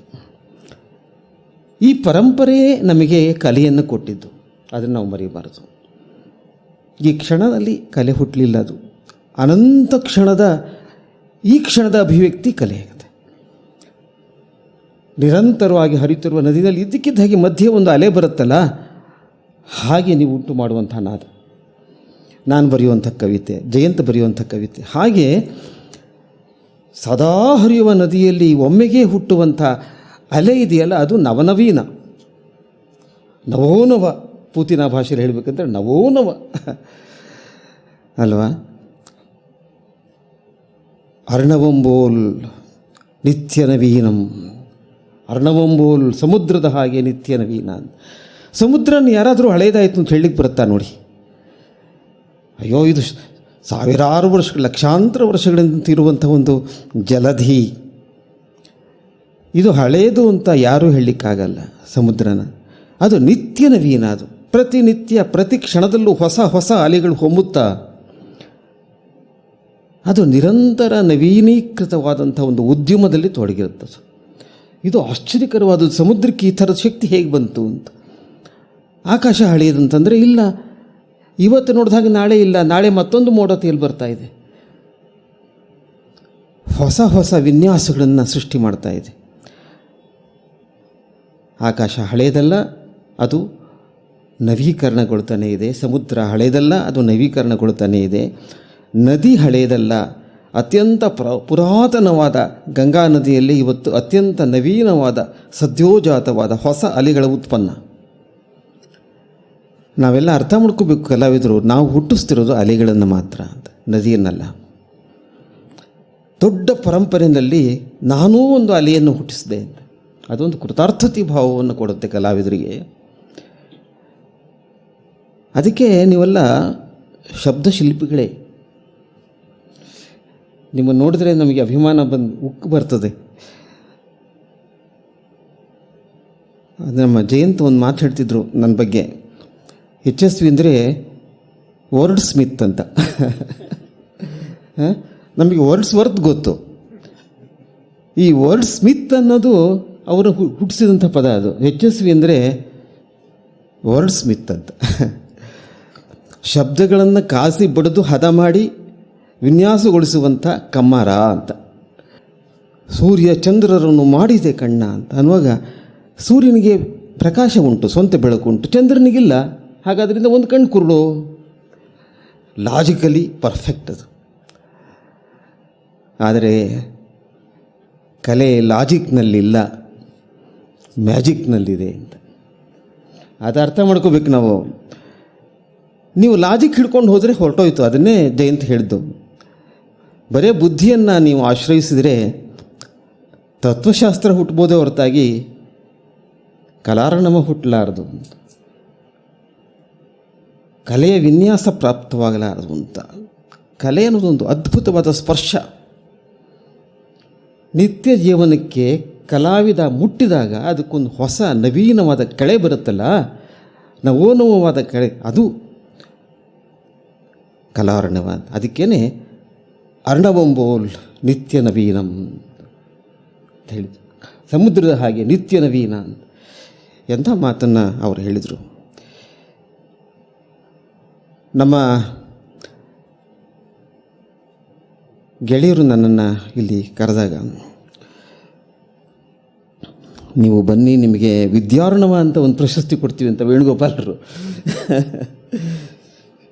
ಎಂಥ ಭಾರವಾದಂಥ ಬಿರುದಿದು. ತಲೆ ಮೇಲೆ ಹೊತ್ತರೆ ತಲೆ ಕುಸ್ತು ಹೋಗಬೇಕು. ವಿದ್ಯಾರ್ಣವ. ಗಂಗೆಯನ್ನು ಹಿಡಿಲಿಕ್ಕೆ ಶಿವನ ಜಟಿಗೆ ಮಾತ್ರ ಸಾಧ್ಯ. ನಾವೇನಿದ್ರೂ ಬೊಗಸೆನಲ್ಲಿ ಸಿಕ್ಕಷ್ಟು ನೀರನ್ನು ಕುಡಿಯುವಂಥವ್ರು. ಶಿವನಾದರೆ ಅದನ್ನು ತಲೆಯ ಮೇಲೆ ಧರಿಸ್ಕೊಳ್ತಾನೆ ಅಲ್ವಾ. ಅಂದರೆ ಮಹಾರಭಸದ ಒಂದು ಅದ್ಭುತವಾದ ಶಕ್ತಿಯನ್ನು ನಿಯಂತ್ರಣಗೊಳಿಸಿ ಅದನ್ನು ಲೋಕೋಪಯುಕ್ತವಾಗಿ ಮಾಡುವುದೇ ಕಲೆ ಇದೆ. ಹಾಗೆ ಅದು ಬಿದ್ದಿದ್ದರೆ ಇಡೀ ಭೂಮಿ ಕೊಚ್ಚಿ ಹೋಗ್ತಾ ಇತ್ತು ಅಂಥ ವರ್ಷಾಘಾತದಲ್ಲಿ. ಅದನ್ನು ಶಿವ ತಡೆದಿದ್ಯಾಕೆ ಅಂದರೆ ಅಣೆಕಟ್ಟು ಅಗತ್ಯ. ಯಾಕಂದರೆ ಹೊಲ ಗದ್ದೆಗಳಿಗೆಲ್ಲ, ಕಬ್ಬಿನ ಗದ್ದೆಗಳಿಗೆಲ್ಲ ನೀರು ಹಾಯಿಸ್ಬೋದು ಅಂಥೇಳಿ. ಆ ನೀರನ್ನು ಹೇಗೆ ನಿತ್ಯ ಉಪಯೋಗಿ ಮಾಡಬೇಕು, ಅದು ಕಲೆ ನೋಡಿ. ಕಲೆ ಮಾಡೋ ಕೆಲಸ ಅದು. ಮಹಾಭಾರತ, ರಾಮಾಯಣದಂಥ ಅದ್ಭುತವಾದಂಥ ಸಂಗತಿ ಇಟ್ಕೊಂಡು ನಿತ್ಯ ಜೀವನದಲ್ಲಿ ನಾವು ಹೇಗೆ ಬದುಕಬೇಕು ಅನ್ನೋದನ್ನು ಕುಮಾರವ್ಯಾಸ ಹೇಳ್ತಾನೆ. ಅದರಿಂದ ನಮಗೆ ಈ ಕಾವ್ಯ ಭಾಳ ಮುಖ್ಯ ಅಂತ ಅನಿಸೋದು, ಕಲೆ ಮುಖ್ಯ ಅಂತ ಅನಿಸೋದು. ತುಂಬ ಅಶಾಂತವಾಗಿದ್ದಾಗ ಮನಸ್ಸು, ಸಂಗೀತ ಕೇಳಿದ್ರೆ ಎಷ್ಟೋ ಸಮಾಧಾನ. ಎಲ್ಲಿತ್ತು ಶಕ್ತಿ? ಇದು ಸಂಗೀತಕ್ಕೇನು ಶಕ್ತಿ ಇದೆಯಲ್ಲ. ಅದಕ್ಕೆ ಅವರನ್ನು ನೋಡಿ, ಸಂಸ್ಕೃತದಲ್ಲಿ ಭಾಳ ಚೆನ್ನಾಗಿ ಹೇಳ್ತಾರೆ, ಅದು ಆಪಾತ ಮಧುರ ಅಂತ ಹೇಳ್ತಾರೆ. ಅದಕ್ಕೆ ಆಪಾತ ಮಧುರ ಅಂದರೆ ಬಿದ್ದು ಕೂಡಲೇ ಸಿಹಿ ಕೊಡುತ್ತೆ ಅಂತ. ನಮ್ಮದಾದರೆ ಸ್ವಲ್ಪ ಕೆಲಸ ಇದೆ, ಆಲೋಚನಾಮೃತ.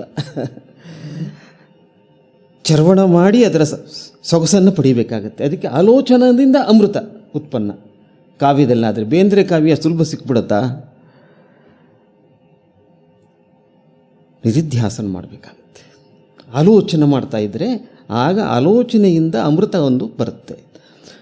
ಆದರೆ ನೀವು ಪುಣ್ಯವಂತರೋದು. ಎಷ್ಟು ಪುಣ್ಯ ಅಂತಂದರೆ, ನೀವು ಹೇಳಿದ ಕೂಡಲೇ ಅದು ಸಿಹಿ ಅನುಭವವನ್ನು ಕೊಡುತ್ತೆ. ಆಪಾತ ಮಧುರ, ಬಿದ್ದ ಕೂಡಲೇ ಮಧುರ. ಅದು ಕಿವಿಗೆ ಬಿದ್ದ ಕೂಡಲೇ ಅದು ಹೃದಯಕ್ಕೆ ತಲುಪಿ. ಇದು ನೋಡಿ, ನಾವು ಬೆಳಿಗ್ಗೆ ಎದ್ದ ಕೂಡಲೇ ಇನ್ಸುಲಿನ್ ತೊಗೊಂಡ್ರ ಅಂತಾಳೆ ನನ್ನ ಸೊಸೆ.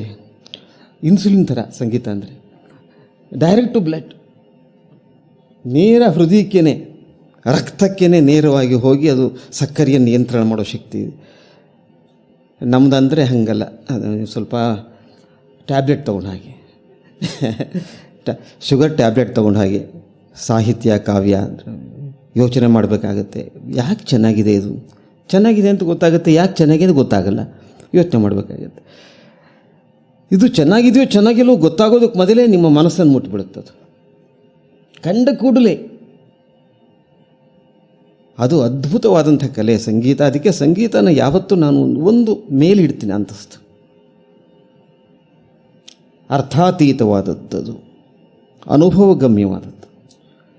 ಅರ್ಥದ ಹಂಗಿಲ್ಲದೇ ಯಾವ ದೇಶದಲ್ಲಿ ನಾವು ಅಮೇರಿಕದಲ್ಲಿ ಹೋಗಿದ್ದಾಗ ಅಲ್ಲಿ ವಾರಜಾಶ್ರೀ ನುಡಿಸ್ತಾ ಇದ್ಲು ಪ್ರವೀಣ್ ಅವರು. ಅಲ್ಲಿ ಅದು ಎಂಥ ಎಲ್ಲರೂ ಎಂಜಾಯ್ ಮಾಡ್ತಾ ಇದ್ದಾರೆ, ಅವ್ರಿಗೇನು ಭಾಷೆ ಗೊತ್ತಿಲ್ಲ.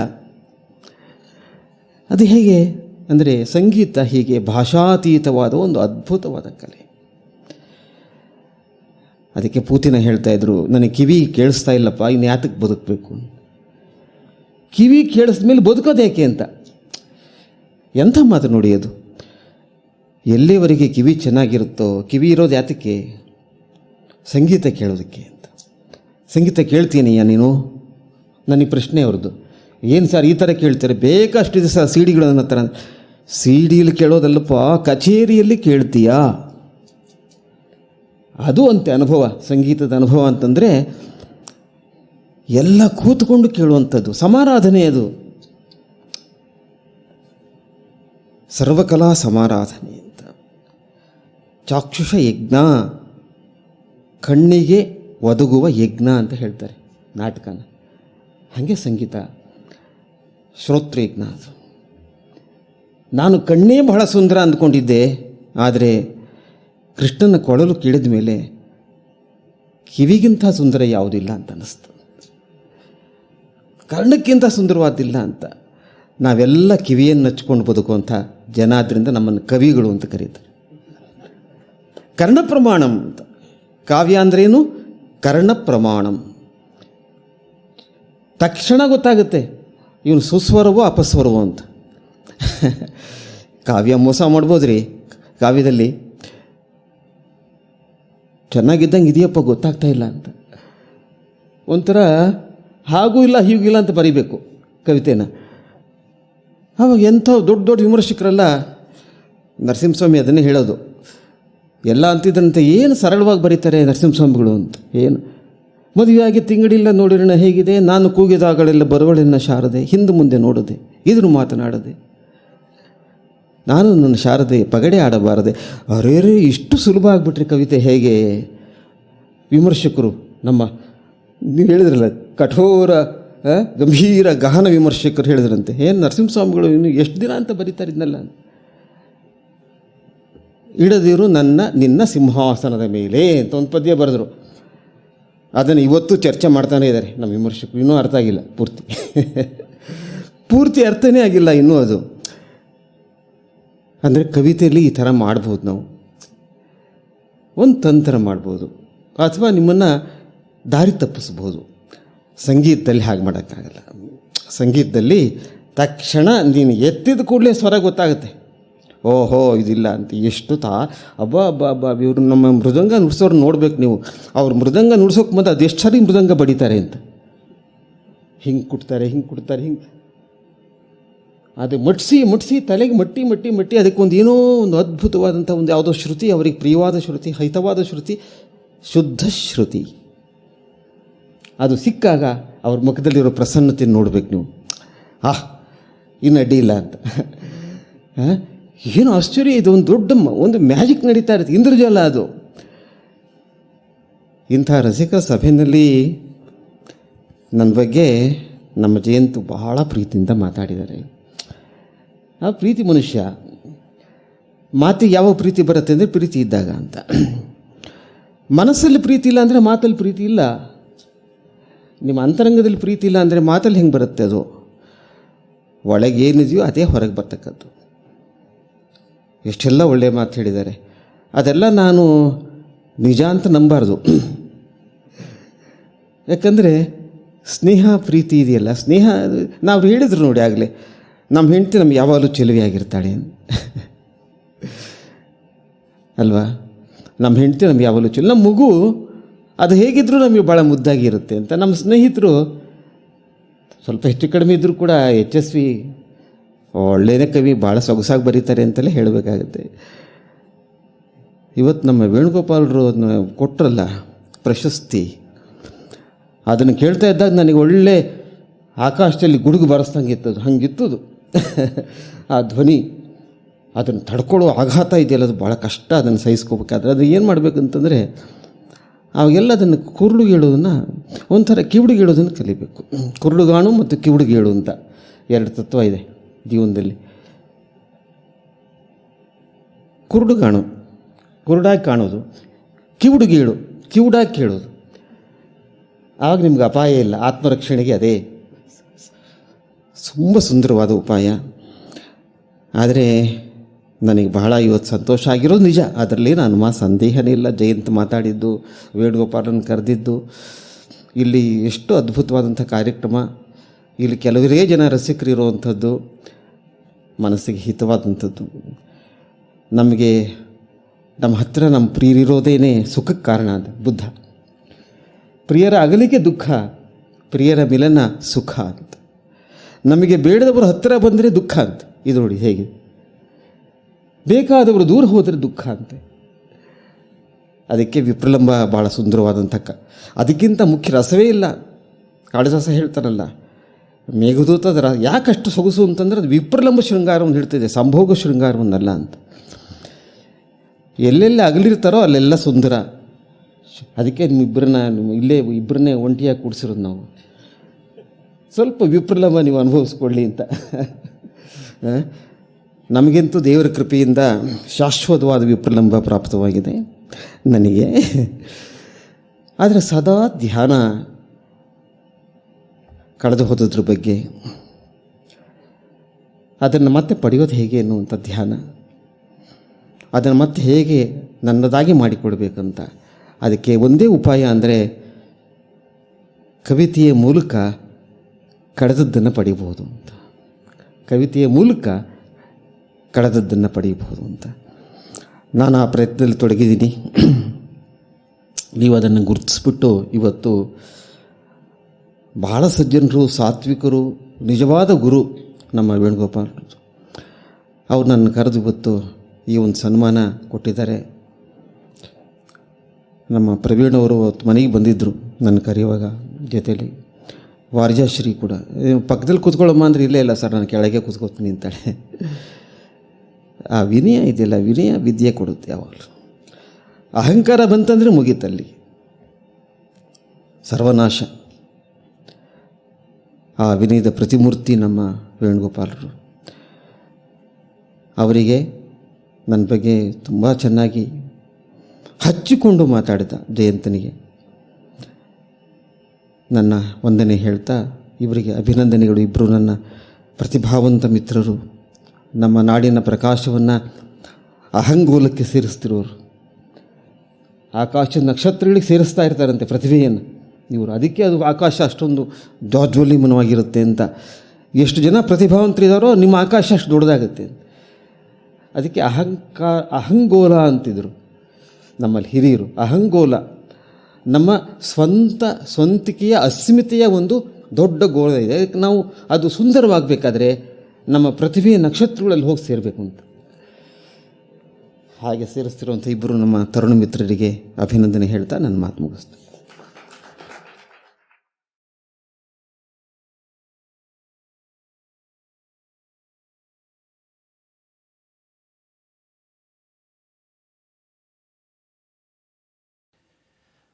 ಎಷ್ಟು ಆಪ್ತವಾದ ಮಾತು. ನಿಜವಾಗ್ಲೂ ಅವರ ಅಂತಃಕರಣಕ್ಕೆ ಬಾಯಿ ಬಂದಿತ್ತು ಅಂತ ಹೇಳ್ಬೋದು. ಅಷ್ಟು ಪ್ರೀತಿಯಿಂದ ಕಲಾವಿದರನ್ನು, ಕಲೆಯಲ್ಲಿ ಸಾಧನೆ ಮಾಡುವವರನ್ನು, ಕಲಾ ಸಾಧಕನ ಅಭಿವ್ಯಕ್ತಿಯ ಸ್ವರೂಪವನ್ನೆಲ್ಲ ಇಷ್ಟು ಚಂದವಾಗಿ ಹೇಳಿದ್ರಿ. ನಾವೆಲ್ಲ ಧನ್ಯರು. HSV ಅವರೇ, ಕಲಾರ್ಣವ ಕಾರ್ಯಕ್ರಮ ಗೋಕುಲಂ ಸಂಗೀತ ಶಾಲೆ ನಿಜಾರ್ಥದಲ್ಲೂ ಧನ್ಯತೆಯನ್ನು ಅನುಭವಿಸ್ತಾ ಇದೆ. ನಾವೆಲ್ಲ ತುಂಬ ಋಣಿಗಳಾಗಿದ್ದೇವೆ ನಿಮ್ಮ ಮಾತಿಗೆ, ನಿಮ್ಮ ಪ್ರೀತಿಗೆ. ವಂದನೆಗಳು. ಇಂದು ಕಲಾವತಂಸ ಪ್ರಶಸ್ತಿಯಿಂದ ಭೂಷಿತರಾಗಿರುವ ಜಗತ್ಪ್ರಸಿದ್ಧ, ಆದರೆ ನಮ್ಮವರು ಅನ್ನೋ ಹೆಮ್ಮೆ ನಮ್ಮದು, BC ಮಂಜುನಾಥ್ ಅವರು. ನಿಮ್ಮ ಅಭಿಪ್ರಾಯ ಏನು? ಒಂದೆರಡು ಮಾತುಗಳಲ್ಲಿ.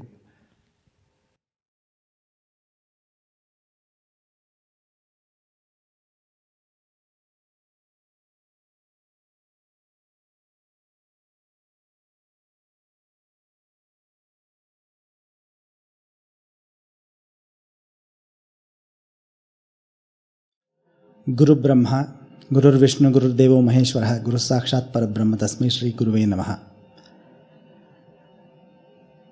ಇವತ್ತು ವೇದಿಕೆ ಮೇಲೆ ಮೇರು ಪರ್ವತಗಳು ಜೊತೆಯಲ್ಲಿ ನಾನೊಬ್ಬ ಮಣ್ಣಿನ ದಿಣ್ಣೆ ನನ್ನನ್ನು ಕೂರಿಸಿದ್ದಾರೆ.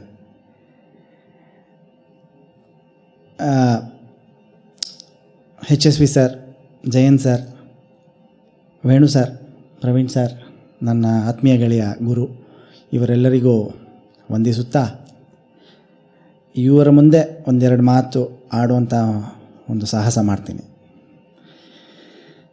ಇವತ್ತು 3-4 ಕಾರಣಕ್ಕೆ ನನಗೆ ತುಂಬ ಎಮೋಷ್ನಲ್ ಆಗಿದ್ದೀನಿ ನಾನು. ಯಾಕೆಂದರೆ ಗುರುಪೂರ್ಣಿಮೆ ಈಗ ತಾನೇ ಆಗಿದೆ. ನನ್ನ ಜೀವನದಲ್ಲಿ 3 ಮುಖ್ಯ ಗುರುಗಳು. ನನ್ನ ತಂದೆ ಸಂಗೀತ ವಿದ್ಯಾನಿಧಿ ಡಾಕ್ಟರ್ BK ಚಂದ್ರಮೌಳಿಯವರು, ಗಾನಕಲಾಭೂಷಣ KN ಕೃಷ್ಣಮೂರ್ತಿಯವರು, ಸಂಗೀತ ಕಲಾನಿಧಿ ಡಾಕ್ಟರ್ TK ಮೂರ್ತಿಯವರು. ನನಗೆ ಒಂದು ಪ್ರಶ್ನೆ ಕೇಳಿದ್ರೆ ಅವರು 100 ಉತ್ತರ ಕೊಡೋರು. ಯಾವತ್ತೂ ನನಗೆ ನನ್ನ ಜ್ಞಾನದಾಹಕ್ಕೆ ಏನು ಒಂದು ಚೂರು ಅದಕ್ಕೆ ನನಗೆ ನೆಕ್ಸ್ಟ್ ಬರುವಂತಹ ದಾಹಕ್ಕೂ ಅವರು ಊಟ ಈಗಲೇ ಕೊಟ್ಬಿಡೋರು. ಅವರು ಒಂದು ಪಾಠ ಹೇಳಿದ್ರೆ ನಾನು ಸುಮಾರು ಒಂದು 6 ತಿಂಗಳಿಂದ 1 ವರ್ಷ ಯೋಚನೆ ಮಾಡಬೇಕಂತಹ ಒಂದು ಪರಿಸ್ಥಿತಿ ಇರೋದು. ಸೊ ಅಂತಹ ಒಬ್ಬ 3 ಜನ ಗುರುಗಳು ನನಗೆ ಹೇಳಿಕೊಟ್ಟಿದ್ದು, ಯಾವ ಒಂದು ಅಪೇಕ್ಷೆ ಇಲ್ಲದೆ ನನಗೆ ಆ ಥರ ಪಾಠ ಮಾಡಿದಾಗ ನನಗೆ ಒಂದೇ ಒಂದು ಮನಸ್ಸಲ್ಲಿ ಯಾವಾಗಲೂ ಇರೋದೇನೆಂದರೆ, ಇದನ್ನು ನಾನು ಇಟ್ಕೊಳ್ಳೋದಕ್ಕೆ ಯಾವ ಅರ್ಹತೆಯೂ ಇಲ್ಲ, ಇದು ಇನ್ನೂ 4-6 ಜನಕ್ಕೆ ಹೋಗಬೇಕು ಅನ್ನೋ ಒಂದೇ ಒಂದು ಕಾರಣಕ್ಕೋಸ್ಕರ ನಾನು ಈ ಫೇಸ್ಬುಕ್ ಆಗಲಿ, ಈ ಇನ್ಸ್ಟಾಗ್ರಾಮ್ ಆಗಲಿ, ಇದರಲ್ಲೆಲ್ಲ ಯಾತಕ್ಕೆ ಏನೇನೋ ಹುಚ್ಚುಚ್ಚಾಗಿ ಏನೇನೋ ಮಾಡ್ತಾಯಿರ್ತೀನಿ. ಅದು ಏನು ಕಾರಣ ಅಂದರೆ ನಮ್ಮ ಗುರುಗಳ ಪ್ರೇರೇಪಣೆಯೇ ಅದು. 3 ಜನ ಗುರುಗಳ ಬಗ್ಗೆ ಒಂದೊಂದು ಮಾತು ಹೇಳ್ತೀನಿ. ನಮ್ಮ ತಂದೆ ಯಾವಾಗಲೂ ಅವ್ರಿಗೆ ಸಂಗೀತಕ್ಕೆ ನುಡಿಸೋದು ತುಂಬ ಮುಖ್ಯ. ನಾನು ನುಡಿಸೋ ತನಿಯಾವರ್ತನದ ಬಗ್ಗೆ ಅವ್ರಿಗೆ ಅಷ್ಟಿಷ್ಟ ಇಲ್ಲ.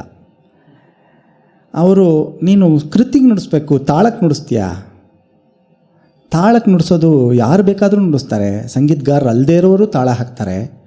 ನೀನು ಸಂಗೀತಗಾರ ಅಂತ ಅನ್ನಿಸ್ಕೋಬೇಕಾದ್ರೆ ಫಸ್ಟು ಕೃತಿಗೆ ನುಡಿಸೋದು ಕಲ್ತ್ಕೋಬೇಕು, ಸಂಗೀತ ಕೇಳು ಅಂತ 10 ವರ್ಷ ಆಗೋದ್ರೊಳಗೆ ನನಗೆ ಸುಮಾರು ಒಂದು 750ಇಂದ 1000 ಕಚೇರಿ ಕೇಳಿಸಿದ್ರು.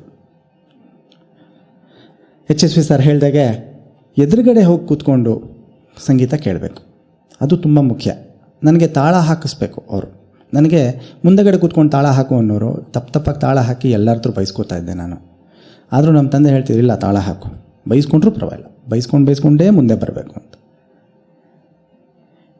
ಆ ಥರ ಆಮೇಲೆ ಸ್ವಲ್ಪ ಒಂದು ಟೀನೇಜು ಎಲ್ಲ ಮುಗಿದು ಒಂದು 30 ವರ್ಷ ಹತ್ರ ಬಂದಾಗ ನನ್ನ ಜೊತೆಗೆ ಎಲ್ಲ ಕಾರ್ಯಕ್ರಮಕ್ಕೂ ನಮ್ಮ ತಂದೆ ಬರೋರು. ವಾಪಸ್ ಬರಬೇಕಾದ್ರೆ ನಿನಗೆ ಆ ಕೃತಿ ಗೊತ್ತಿಲ್ಲ ಅಲ್ವಾ ಅಂತ ಯಾವುದೋ ಒಂದು ಕೃತಿ ಬಗ್ಗೆ ಹೇಳೋರು. ಅದಕ್ಕೆ ಇಲ್ಲ ನಂಗೆ ಗೊತ್ತು ಅಂತ ನಾನು ಒಂದು ಇದು ಇಲ್ಲ ನೀನು ತಾಳಕ್ಕೆ ನುಡಿಸ್ತಾ ಇದ್ದೆ, ನೀನು ಮೊದಲ ಕೃತಿನ ಹೋಗಿ ಚೆನ್ನಾಗಿ ಫಸ್ಟ್ ಕೇಳ್ಕೊ, ಕೃತಿ ನುಡಿಸು, ತನಿಯಾವರ್ತನ ನುಡಿಸ್ಬೇಡ. ತನಿ ಅಂದರೆ ಒಬ್ಬನೇ ನುಡಿಸೋದು.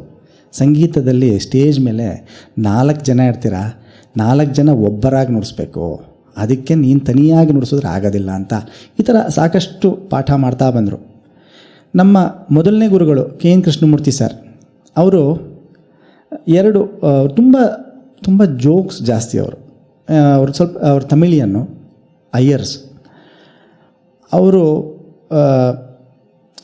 ನನಗೆ ಈ ಮೃದಂಗದಲ್ಲಿ ಲೆಕ್ಕಾಚಾರಗಳು ತುಂಬ ಜಾಸ್ತಿ. ನನಗೆ ಲೆಕ್ಕ ಬರದೇ ಇರೋದರಿಂದ ಅವರು ನನಗೆ ಮೃದಂಗ ಮಾಡೋದನ್ನು ಬಿಟ್ಟು 2 ತಿಂಗಳು ಲೆಕ್ಕಾಚಾರ ಅಂದರೆ ಅರಿಥ್ಮೆಟಿಕ್ಕು, ಕೂಡೋದು ಕಳಿಯೋದು ಹೇಳಿಕೊಟ್ರು ಪ್ರೀತಿಯಿಂದ. ಆ ಥರ ಅವ್ರಿಗೆ 2 ಮಾತು ಹೇಳೋರು ಯಾವಾಗಲೂ. ಫಸ್ಟ್ ಮೃದಂಗ ಕೇಳಕ್ಕೆ ಹೋಗ್ತಾಯಿದ್ದೆ ಸ್ವಲ್ಪ ಕಚೇರಿ ನುಡ್ಸೋಕ್ಕೆ ಶುರು ಮಾಡಿದಾಗ. ಆಗ ತುಂಬ ಚೆನ್ನಾಗಿರೋ ಮೃದಂಗ ಕೊಡೋರು ನನಗೆ. ಸರ್ ಇಷ್ಟೊಂದು ಚೆನ್ನಾಗಿದೆಯಲ್ಲ ಮೃದಂಗ ಅಂದರೆ, ಪರವಾಗಿಲ್ಲ ತೊಗೊಂಡು ಹೋಗು, ಆಳು ಸರಿಗಿಲ್ಲದಿದ್ರು ಆಯುಧ ಸರಿಗಿರಬೇಕು ಅನ್ನೋರು. ಸ್ವಲ್ಪ ಚೆನ್ನಾಗಿ ನುಡ್ಸೋಕ್ಕೆಲ್ಲ ಅಂದ್ಕೊಂಡ್ಬಿಟ್ಟಿದ್ನಲ್ಲ, ಆವಾಗ ಹೋದಾಗ ಸುಮಾರಾಗಿರೋ ಮೃದಂಗ ಕೊಡೋರು. ಸರ್ ಚೆನ್ನಾಗೇ ಇಲ್ವಲ್ಲ ಸರ್, ತೊಗೊಂಡು ಹೋಗು, ವಲ್ಲವನಕ್ಕೆ ಪುಲ್ಲೆ ಆಯುಧಂ ಅನ್ನೋರು. 2 ರೀತಿನಲ್ಲೂ ವಲ್ಲವನಕ್ಕೆ ಅಂದರೆ ಗೊತ್ತಿರೋನಿಗೆ ಹುಲ್ಲು ಕೊಟ್ಟರು ಅದರಲ್ಲೇ ಒಂದು ನಾದ ತೆಗಿತಾನೆ ಅನ್ನೋ ಥರ. ಆ ಥರ ಅವರು ನನಗೆ ತುಂಬ ಕುಕ್ಕರ್ಗಾಲಲ್ಲಿ ಕೂತ್ಕೊಂಡು ಪಾಠ ಮಾಡೋರು. ಸುಮಾರು 3-4 ಅವರ್ಸ್ ಬೆಳಗ್ಗೆ ಕೂತ್ಕೊಂಡು ಪಾಠ ಮಾಡೋರು. ನನ್ನನ್ನು 3ರಿಂದ 4 ಸರಿ ಪಾಠ ಮಾಡೋರು ವಾರದಲ್ಲಿ. ಒಂದು ದಿನಾನೂ ಒಂದು ಚೂರು ಫೀಸು ತೊಗೊಳ್ದೆ ಪಾಠ ಮಾಡಿದ್ದಾರೆ. ಇನ್ನೊಬ್ಬರು ಗುರುಗಳು ಡಾಕ್ಟರ್ TK ಮೂರ್ತಿಗಳು, ಅವ್ರ ಹತ್ರ ನಾನು ಹೋದಾಗ 97. ಆವಾಗ ಯಾತಕ್ಕೆ ಬಂದ್ಯಪ್ಪ ಅಂದರು. ಸರ್ ನಾನು ಕೊನಕೋಲ್ ಕಲಿಯಕ್ಕೆ ಬರ್ತೀನಿ. ಕೊನಕೋಲ್ ಯಾರು ಹೇಳ್ಕೊಡ್ತಾರಪ್ಪ, ಮೃದಂಗ ಹೇಳ್ಕೊಡ್ತೀನಿ ಅಂತ ನುಡ್ಸೋಕ್ಕೆ ಹೇಳಿದ್ರು. ನುಡಿಸ್ದಾಗ ಅಯ್ಯೋ ನಿಮ್ಗೆ ಮೊದಲನೇ ಗುರುಗಳು ಎಷ್ಟು ಚೆನ್ನಾಗಿ ಪಾಠ ಹೇಳ್ಕೊಟ್ಟಿದ್ದಾರೆ ನಿಮಗೆ, ಈ ಥರ ಸಾಮಾನ್ಯವಾಗಿ ಗುರುಗಳು ಹೇಳೋದು. ಒಂದು ಗುರುಗಳಿಂದ ಇನ್ನೊಂದು ಗುರುಗಳ ಹತ್ರ ಹೋದಾಗ ನಿನ್ನ ಫಿಂಗರಿಂಗ್ ಸರಿಗಿಲ್ಲ, ನಂದು ಕಲ್ತ್ಕೋ ಅಂತ ಹೇಳ್ತಾರೆ. ಆ ಥರ ಹೇಳಿದೆ. ನಿನಗೆ ಗೊತ್ತಿಲ್ಲದೆ ಇರೋ ಫಿಂಗರಿಂಗ್ ಬಂದಾಗ ನಾನು ನಿಂಗೆ ಹೇಳ್ಕೊಡ್ತೀನಿ, ಹಳೆಯ ಗುರುಗಳು ಏನು ಹೇಳ್ಕೊಟ್ಟಿದ್ದಾರೋ ಅದನ್ನೇ ಇದು ಮಾಡು. ಏನೋ ಒಂದಷ್ಟು ಲೆಕ್ಕಾಚಾರ ಹೇಳ್ಕೊಟ್ಟಾಗ ಅವರು ಎಲ್ಲೋ 2ನೇ ಏಟಿಂದ 3ನೇ ಏಟಿಂದ ತೊಗೊಂಡು ಹೇಳಿದ್ರೆ ನಾನು ಅಡ್ಜಸ್ಟ್ ಮಾಡಿ, ನಾನು ಸ್ವಲ್ಪ ಸ್ಮಾರ್ಟ್ ಅಲ್ವ, ನನಗೆ ಈಗೋ ಇತ್ತು. ಸಮದಿಂದ ಹೇಳಿದಾಗ ಅವ್ರು ಹೇಳೋರು, ನೋಡಪ್ಪ ಇದೆಲ್ಲ ಪೊಯೆಟ್ರಿ, ಇದನ್ನು ನೀನು ಏನು ಮಾಡಬೇಡ, ನನಗೆ ಗುರುಗಳು ಹೇಗೆ ಹೇಳ್ಕೊಟ್ಟಿದ್ದಾರೋ ಅದನ್ನು ನಾನು ನಿನಗೆ ಹೇಳ್ಕೊಟ್ಟಿದ್ದೀನಿ, ನೀ ಹಾಗೇ ನುಡ್ಸಪ್ಪ ಸಾಕು. ಆ ಥರ ಯಾರ್ಯಾರೋ ಮಾಡ್ತಿದ್ದವ್ರಿಗೆ ಕುಷ್ಠರೋಗ ಬಂದುಬಿಟ್ಟಿದೆ ಅಂತ ಬೈಯೋರು. ಅದು ಕೇಳೋದಕ್ಕೆ ತುಂಬ ಹಾಸ್ಯಾಸ್ಪದವಾಗಿದ್ದರು. ಅವರು ಹೇಳೋದ್ರಲ್ಲಿ ತುಂಬ ಅರ್ಥ ಇದೆ. Tradition is one of the most important things. ಅದಿಲ್ಲದೆ ನಾವು ಬದುಕಿದ್ರೆ ಅದು ನೀರಸ ಆಗೋಗುತ್ತೆ. ಇನ್ನೊಂದು ತುಂಬ ದೊಡ್ಡ ಕಾರಣ ನನಗಿವತ್ತು ಇಲ್ಲಿ ಅವಾರ್ಡ್ ಬರೋದಕ್ಕೆ, ನನಗೆ ಹಸು ನೀಗಿಸಿದಂತಹ 2 ಮಹಿಳೆಯರು ಇಲ್ಲಿದ್ದಾರೆ. ನಾನು ಮದುವೆ ಆಗೋದಕ್ಕೆ ಮುಂಚೆ, ಕಚೇರಿಗೆ ಹೋಗೋದಕ್ಕೆ ಮುಂಚೆ ಊಟ ಹಾಕಿ ಕಳಿಸ್ತಾ ಇದ್ದಂಥ ನನ್ನ ತಾಯಿ ಜಯಂತಿ ಚಂದ್ರಮೌಳಿ ಅವರಿದ್ದಾರೆ. ಮದುವೆ ಆದಮೇಲೆ ಎಷ್ಟು ಹೊತ್ತಾದಮೇಲೂ ಮನೆಗೆ ಬಂದ್ರೂ ಕಾಯ್ಕೊಂಡಿದ್ದು ಊಟ ಹಾಕುವಂಥ ಧರ್ಮಪತ್ನಿ ಡಾಕ್ಟರ್ ರಮ್ಯಾ ಮಂಜುನಾಥ್ ಇಲ್ಲಿದ್ದಾಳೆ. ಇವರಿಬ್ಬರು ಮುಂದೆ ನನಗೆ ಈ ಅವಾರ್ಡ್ ಸಿಗ್ತಾ ಇರೋದು ನನಗೆ ತುಂಬ ಪುಣ್ಯ ಮಾಡಿದ್ದೀನಿ ನಾನು. ನಮ್ಮ ತಂದೆಗೆ ಬಹಳ ಹತ್ತಿರದಿಂದ ನೋಡಿದವರು 78ಇಂದ ಅಂತ ಹೇಳಿದ್ರು ಈಗ ತಾನೆ ವೇಣು ಸರ್. ಅವರು ನನ್ನನ್ನು ತುಂಬ ಸ್ಟೆಚಿಲಾನ್ ಚಡ್ಡಿ ಹಾಕ್ಕೊಂಡಿದ್ದಂಗಿಂದ ನೋಡಿದ್ದಾರೆ ನನ್ನ. ಅವರು ಪುಟ್ಟ ಪುಟ್ಟ ಪುಟ್ಟ ಪುಟ್ಟ ಅಂತಲೇ ಮಾತಾಡ್ಸೋದು ನನ್ನ. ಅವರು ಅಂದರೆ HSV ಸರ್ ಹೇಳ್ದಂಗೆ ಆ ಪ್ರೀತಿ ಇರಬೇಕು. ಪ್ರೀತಿ ಇಲ್ಲ ಅಂದರೆ ನಮಗೆ ಫೀಲೇ ಆಗಲ್ಲ. ನಾವು ಬಾಯಿನಲ್ಲಿ ಏನೇ ಹೇಳಿದ್ರೂ ನಮ್ಮ ಬಾಡಿ ಲ್ಯಾಂಗ್ವೇಜ್ ಅದನ್ನು ಬಿಟ್ಕೊಟ್ಬಿಡುತ್ತೆ, ನಮ್ಮ ಮನಸ್ಸಲ್ಲಿ ಇಲ್ಲದೆ ಇರೋದನ್ನು. ಏನು ಚೆನ್ನಾಗಿ ನೋಡಿದೆ ಗುರು ನೀನು ಅಂದರೆ ವಾಯ್ಸಲ್ಲಿ ಚೆನ್ನಾಗಿದೆ ಅಂತ ಹೇಳ್ತಾ ಇರ್ತಾರೆ, ಬಟ್ ಅವ್ರ ಬಾಡಿ ಲ್ಯಾಂಗ್ವೇಜ್ನಲ್ಲಿ ಏನು ನೋಡ್ಸೋದ್ನ ಅಂತ ಆ ಥರ ಇಲ್ಲದೆ ಅವರು ಎಷ್ಟು ಸರಿ ಮೀಟ್ ಮಾಡಿದಾಗ್ಲೂ ಪುಟ್ಟ ಪುಟ್ಟ ಪುಟ್ಟ ಅಂತ ಕರಿತಾ ಇರ್ತಾರೆ. ಅವ್ರಿಗೆ ಇಲ್ಲಿ ಕರೆದು ನನಗೆ ಒಂದು ತುಂಬ ಹಾಗೆ HSV ಸರ್ ಹೇಳಿದಾಗೆ ತುಂಬ ಭಾರ ಹೊರಿಸ್ಬಿಟ್ಟಿದ್ದಾರೆ. ಇದನ್ನು ಹೇಗೆ ನಾವು ಮುಂದುವರ್ಸ್ಕೊಂಡು ಹೋಗೋದು ಗೊತ್ತಿಲ್ಲ. ಹಾಗೆ ಪ್ರೀತಿಯ ಸಹೋದರಿ ವಾರಿಜಾಶ್ರೀ ವೇಣುಗೋಪಾಲ್, ನನಗೆ ಬಹಳ ವರ್ಷದಿಂದ ನಾನು ಅವರು ಬಹಳ ಕಾರ್ಯಕ್ರಮಗಳನ್ನ ನುಡಿಸ್ತಾ ಬಂದಿದ್ದೀವಿ. ಹಾಗೆ ನನ್ನ ಅಣ್ಣ ಪ್ರವೀಣ್ ಡಿ ರಾವ್, ಈ 3 ಜನ ನನ್ನನ್ನು ಪ್ರೀತಿಯಿಂದ ಬರಮಾಡಿಕೊಂಡು ಇಲ್ಲಿ ಅವಾರ್ಡ್ ಕೊಟ್ಟಿದ್ದಕ್ಕೆ ತುಂಬ ಧನ್ಯವಾದಗಳು. ಕಟ್ಟ ಕಡೆಯದಾಗೆ ನನ್ನ ಆತ್ಮೀಯ ಗೆಳೆಯ ಜಿ ಗುರುಪ್ರಸನ್ನ, ನಾನು ಗುರು ಸುಮಾರು ಒಂದು 40 ವರ್ಷದ ಸ್ನೇಹಿತರು, ಅದಕ್ಕಿಂತ ಸ್ವಲ್ಪ ಜಾಸ್ತಿ ಆಗಿದೆ ನಮ್ಮ ವಯಸ್ಸು. ಸೊ 5ನೇ ವರ್ಷದಿಂದ ಇಬ್ಬರು ಒಟ್ಟೊಟ್ಟಿಗೆ ನುಡ್ಸ್ಕೊಂಡ್ಬಂದಿದ್ದೀವಿ. ನನಗೆ ಅವನ ಗುರು, ಅವನಿಗೆ ನಾನು ಗುರು. ಯಾಕೆಂದರೆ ಯಾವ ಒಂದು ಫಿಲ್ಟ್ರ್ ಇಲ್ಲದೆ ನಾವು ಮಾಡೋ ತಪ್ಪುಗಳನ್ನ ನಾವು ಒಬ್ರಿಗೊಬ್ರು ಹೇಳಿಕೊಂಡು ಗ್ರೋತ್ ಮಾಡ್ಕೊಳ್ತಾ ಬಂದಿರ್ತಕ್ಕಂತಹ ಒಂದು ಸಂದರ್ಭ ಇಬ್ಬರದು. ಅದೇ ತರಹ ಯಾವುದೇ ಒಂದು ಒಳ್ಳೆಯ ಕಾಣಿಸಿದ ತಕ್ಷಣ ಅದನ್ನು ಇಬ್ಬರು ಒಬ್ರಿಗೊಬ್ರು ಹೇಳ್ಕೊತೀವಿ. ತುಂಬ ಅವನು he is A musician who is also A software engineer. ಎಲ್ಲರೂ ಸಾಫ್ಟ್ವೇರ್ ಇಂಜಿನಿಯರ್ ಇಟ್ಕೊಂಡು ಮ್ಯೂಸಿಷಿಯನ್ ಆಗಿರ್ತಾರೆ, ಬಟ್ ಅವನು ನನಗೆ ಒಂದು ರೀತಿಯಲ್ಲಿ ಅವನು ನನಗೆ ಗುರು. ಸೊ ಈ ವಿಷಯದಲ್ಲಿ ಆಮೇಲೆ ದೊಡ್ಡವರು ಇದ್ದಾರೆ, ನಮ್ಮ ಪತ್ತಿ ಸರ್ ಇದ್ದಾರೆ ಇಲ್ಲಿ. ಎಲ್ಲರಿಗೂ ನಾನು ತುಂಬ ಹೃದಯದಿಂದ ಆದರದಿಂದ ಪ್ರಣಾಮಗಳನ್ನ ತಿಳಿಸಿ ನನ್ನ ಮಾತುಗಳನ್ನ ಮುಗಿಸ್ತಾ ಇದ್ದೀನಿ. ನಮಸ್ಕಾರ.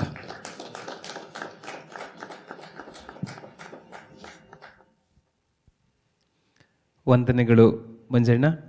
ಅವರು ಹೇಳಿದ ಹಾಗೆ ಅವರ ಆತ್ಮೀಯತೆ, ಸ್ನೇಹ, ವಿಶ್ವಾಸಗಳು ತುಂಬ ಕಾಲದ್ದು, 4 ದಶಕಗಳಿಗೂ ಹೆಚ್ಚಿನದ್ದು ಅಂತ. ಹಾಗಾಗಿ ಅವರ ಆತ್ಮೀಯ ಗೆಳೆಯನನ್ನು ಈಗ ಅವರ ಅಭಿಪ್ರಾಯ ಕೇಳೋದಕ್ಕೆ ಕರೀತಾ ಇದ್ದೇನೆ. ಜಿ ಗುರುಪ್ರಸನ್ನ.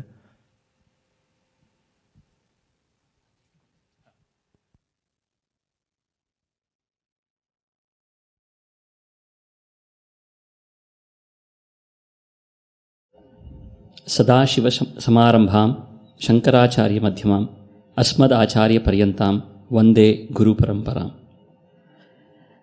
ನಾನು ಕಂಜರ ವಿದ್ವಾಂಸ, ಕಂಜರೈ ನುಡ್ಸಕ್ಕೆ ಬರುತ್ತೆ, ಮಾತು ಗೌಣ. ಬಟ್ ಒಂದು ಗುರು ಶ್ಲೋಕ ಹೇಳಿದ್ಮೇಲೆ ಮತ್ತೊಂದು ಗುರು ಶ್ಲೋಕ ಹೇಳೋವಂಥದ್ದು ಕಂಜರ ಆರ್ಟಿಸ್ಟ್ ಆಗಿರೋವಂಥ ಧರ್ಮ. ಅದನ್ನೇ ಹೇಳಿದಿರ ಬೇರೆ ಹೇಳಿದ್ದೀನಿ. ಗುರು ಪೌರ್ಣಮಿಯ ಒಂದು ಸಂದರ್ಭ 1-2 ವಾರದ ಹಿಂದೆ ಅಷ್ಟೇ ಆಗಿದೆ. ನಾವು ಏನೇ ಇವತ್ತು ಒಂದು ಸ್ಟೇಜ್ ಮೇಲೆ ಪರ್ಫಾರ್ಮ್ ಮಾಡ್ತಾ ಇದ್ದೀವಿ, ಅಥವಾ ನಾವು ಯಾವುದೇ ಒಂದು ದೇಶಕ್ಕೆ ಹೋಗಿ ನಾವು ನುಡಿಸಿ ಬರ್ತಾ ಇದ್ದೀವಿ ಅಂದರೆ ಮೊದಲನೇ ಒಂದು ಕ್ರೆಡಿಟ್ ನಮ್ಮ ಗುರುಗಳಿಗೇ ಸಲ್ಲಬೇಕದು, ಇನ್ಯಾರಿಗೂ ಸಲ್ಲಕ್ಕಾಗಲ್ಲ. ಅದು ನಮ್ಮ ಗುರುಗಳಿಗೇ ಸಲ್ಲಬೇಕು. ಈ ಸಂದರ್ಭದಲ್ಲಿ ನನ್ನ ಗುರುಗಳಾದಂತಹ ವಿದ್ವಾನ್ ಆರ್ ಸತ್ಯಕುಮಾರ್ ಸರ್, ವಿದ್ವಾನ್ ಆನೂರ್ ಅನಂತಕೃಷ್ಣ ಶರ್ಮಾ ಸರ್ ಹಾಗೂ ವಿದ್ವಾನ್ CP ವ್ಯಾಸವಿಠಲ್ ಸರ್ ಅವರನ್ನ ನನ್ನ ಮನಃಪೂರ್ವಕವಾಗಿ ಇಲ್ಲಿ ನಮಸ್ಕರಿಸಿ, ಈ ಒಂದು ಪ್ರಶಸ್ತಿ ಅಂತ ಏನು ಹೇಳಿರ್ಬೋದು, ಅದೊಂದು ಕಲಾವತಂಸ ಅನ್ನೋ ಒಂದು ಬಿರುದಾಗಿರಲಿ, ಅದನ್ನು ಅವರ ಚರಣಾರವಿಂದಗಳಿಗೆ ಅರ್ಪಿಸಲು ಇಷ್ಟಪಡ್ತಾ ಇದ್ದೀನಿ. ಇಲ್ಲಿ ಈ ಒಂದು ಸ್ಟೇಜ್ ನೋಡಿದ್ರೆ ಭಯ ಆಗುತ್ತೆ. ನಾನು ಮಂಜುಗೆ ಹೇಳ್ತಾ ಇದ್ದೆ, ಏನೋ ಮಾತಾಡೋದು ಗೊತ್ತಾಗ್ತಿಲ್ಲ ನನಗೆ ಅಂತ.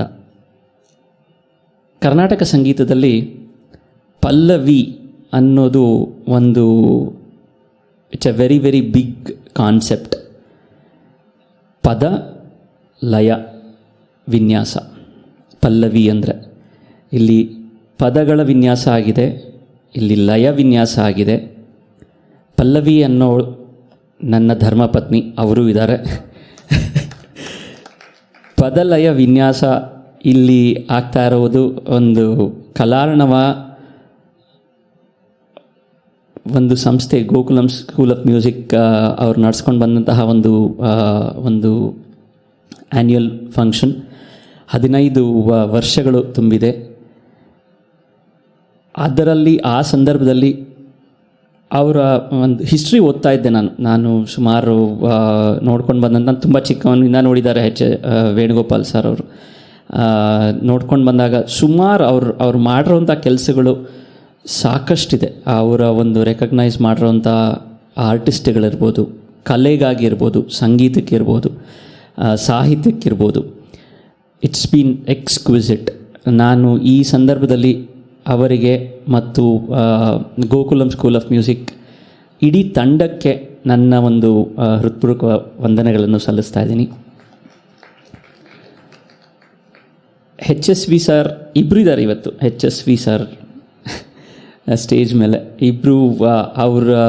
ಅವರ ಆತ್ಮೀಯತೆ, ಅವರ ಮಾತು ಕೇಳ್ತಾ ಇದ್ದರೆ ಎಷ್ಟು ಎಕ್ಸ್ಪೀರಿಯನ್ಸ್ ಇದೆ ಅದರಲ್ಲಿ ಅಂತ.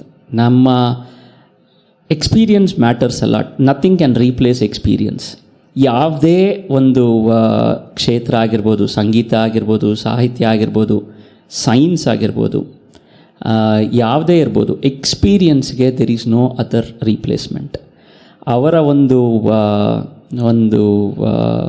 ಮೌಲ್ಯಗಳನ್ನು, ಅವರ ಒಂದು ಅರ್ಥೈಸ್ಕೊಂಡಂತಹ ಒಂದು ವಿಷಯಗಳನ್ನು, ಅದನ್ನು ಹೇಗೆ ಅವರು ನೆಕ್ಸ್ಟ್ ಜನ್ರೇಷನ್ಗೆ ತೊಗೊಂಡು ಹೋಗ್ತಾ ಇದ್ದಾರೆ, ಅವರು ಅದನ್ನು ಹೇಗೆ ಕೊಡ್ತಾ ಇದ್ದಾರೆ ಅನ್ನೋದನ್ನು ನೋಡ್ತಾ ಇದ್ದರೆ ಸಾಕಷ್ಟು ಕಲಿಬೋದು. I am A student for life. ನಾನು ಅದನ್ನೇ ಹೇಳೋದು ಎಲ್ಲರಿಗೂ. ವಾಟ್ ಆರ್ ಯು ಅಂದರೆ I am A student for life. ನಮ್ಮ ಮನೆಯಲ್ಲಿ ನನ್ನ ಮಕ್ಕಳು ಬಂದಿದ್ದಾರೆ ಇವತ್ತು. ನನ್ನ ವೈಫು ಸಂಗೀತ ಕಲಿತಾ ಇದ್ದಾಳೆ. ಸರಿ, ಎಲ್ಲರೂ ಒಬ್ಬೊಬ್ಬರು ಒಂದೊಂದು ಕಡೆ ಪ್ರಾಕ್ಟೀಸ್ ಅನ್ನೋದು ಒಂದು ನಡೀತಾನೆ ಇರುವಂತಹ ಅಂಶ. ಇವತ್ತು ಸ್ಟೇಜ್ ಮೇಲೆ ಕೂತ್ಕೊಂಡು ಕೇಳ್ತಾ ಇದ್ದಾಗ ಎಷ್ಟನ್ನು ನಾವು ಗ್ರಹಿಸ್ಬೋದು, ಎಷ್ಟನ್ನು ತೊಗೊಂಡು ಹೋಗೋಕ್ಕಾಗತ್ತೆ ನಮಗೆ ಅನ್ನೋದ್ರ ಬಗ್ಗೆ ನಾನು ಯೋಚನೆ ಮಾಡ್ತಾ ಇದ್ದೆ. There is a lot to take away from this function itself is lots. ಅದನ್ನು ಒಂದೊಂದು ಅಂಶನೂ ನಾವು ಮನೆಗೆ ಹೋಗಿ ಯೋಚನೆ ಮಾಡಿ ಅದ್ರ ಬಗ್ಗೆ ನಾವೊಂದು if you put that into practice, ಅದರ ಸಮಾಚಾರನೇ ಬೇರೆ ಆಗ್ತಾ ಹೋಗುತ್ತೆ. ನಮ್ಮ ಮೇಷ್ಟ್ರುಗಳು ಒಂದು ಇನ್ಸ್ಟೆನ್ಸ್ ಕೊಡ್ತೀನಿ. HSV ಸರ್ ಹೇಳ್ದಂಗೆ ಯಾವುದೇ ಒಂದು ಪ್ರಶಸ್ತಿ ಬಂದರೂ ಕುರುಡುಗಣ್ಣಾಗಿರಬೇಕು, ಕಿವುಡರಾಗಿ ಕೇಳಬೇಕು, ಅದನ್ನು ಯಾವುದೂ ಏನು ಭಾರ ಅನಿಸಲ್ಲ ಅಂತ ನಮ್ಮ ಮೇಷ್ಟ್ರು ಹೇಳ್ತಾ ಇರ್ತಾರೆ. ಏನೇ ಆಗಲಿ ಪ್ರಾಕ್ಟೀಸ್ ಮಾತ್ರ ಬಿಡಬೇಡ, ಪ್ರಾಕ್ಟೀಸೇ ಕಾಯೋದು, ಇನ್ನೇನು ಕಾಯಲ್ಲ ಅಂತ. ಮನೆಗೆ ಹೋಗಿ 1 hour ಪ್ರಾಕ್ಟೀಸ್ ಮಾಡಿದ್ರೆ ನೆಮ್ಮದಿ ಆಗುತ್ತೆ ನನಗೆ. ಇಲ್ಲಿಂದ ತುಂಬ ಭಾರ, ಮಂಜು ಹೇಳ್ದಂಗೆ ತುಂಬ ಹೆವಿ ಇದು. ಇದನ್ನು ಲೈಟ್ ಮಾಡ್ಕೋಬೇಕು ಅಂದರೆ ನೆಮ್ಮದಿಯಾಗಿ 1 hour ನಾನಾಗಿ ವಾದ್ಯದ ಜೊತೆ ಕೂತ್ಕೊಂಡು 1 hour ಪ್ರಾಕ್ಟೀಸ್ ಮಾಡಿದ್ರೆ ಅಲ್ಲಿ ತಪ್ಪು ಮಾಡಿದಾಗೆಲ್ಲ ಗೊತ್ತಾಗತ್ತೆ, ಮಾಡೋದು ಸುಮಾರಿದೆ, ಸಾಕಷ್ಟಿದೆ, ಮುಂದೆ ಹೋಗು ಅಂತ. ಸೊ ಈ ಸಂದರ್ಭದಲ್ಲಿ ನಮ್ಮ ಅತ್ತೆ ಮಾವ ಬಂದಿದ್ದಾರೆ. ನಮ್ಮ ತಂದೆ ತಾಯಿಗಳ ಆಶೀರ್ವಾದ, ನಮ್ಮ ಅತ್ತೆ ಮಾವ ಅವರ ಆಶೀರ್ವಾದದಿಂದ ನನ್ನ ಫ್ಯಾಮಿಲಿ ಮೆಂಬರ್ಸ್ ಪಲ್ಲವಿ, ಪ್ರಣವಿ, ಮಾಳವಿ ಅವರು ಕೂಡ ಇದ್ದಾರೆ. ಅವರು they are like back bone for my journey ಅಂತಲೇ ಹೇಳ್ಬೋದು. ಬಿಕಾಸ್ 2 ಫೀಲ್ಡಲ್ಲಿ ಕಾಲಿಟ್ಟು ನಡಿಬೇಕಾದ್ರೆ ಮನೆಯಲ್ಲಿ ಒಂದು ಆ ಬ್ಯಾಕ್ ಬೋನ್ ಇಲ್ಲ ಅಂದರೆ ತುಂಬ ಕಷ್ಟ ಆಗುತ್ತೆ.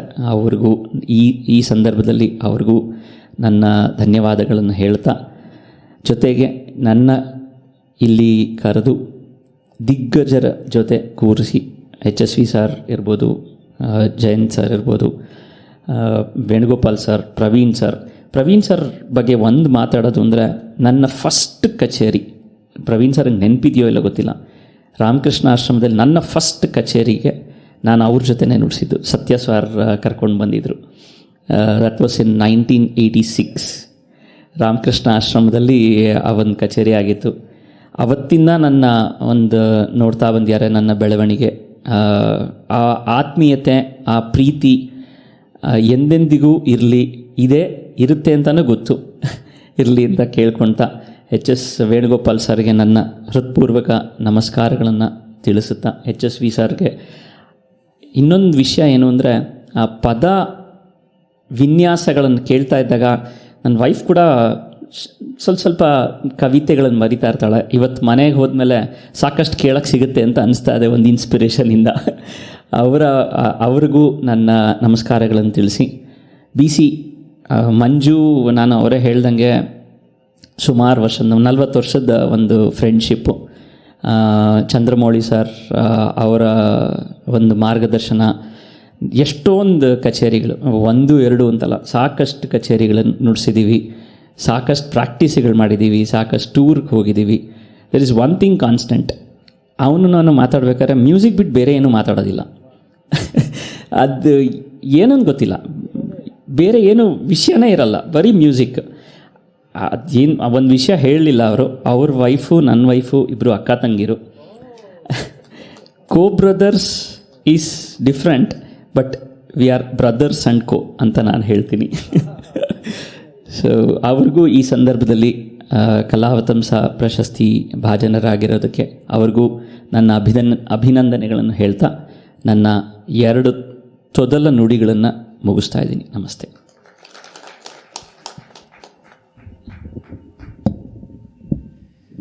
ಸಂಗೀತ ಮತ್ತು ಭರತನೃತ್ಯ ಪ್ರಕಾರಗಳಲ್ಲಿ ಮುಖ್ಯವಾಗಿ ಇವತ್ತು ನಾವು ಕಾಣಬಹುದಾದ್ದು, ಮಾತನ್ನು ಶುರು ಮಾಡೋದು, ಕಲಾವಿದರನ್ನು ಪರಿಚಯ ಮಾಡಿಸೋದು ಅವರ ಗುರುಗಳ ಮುಖಾಂತರ.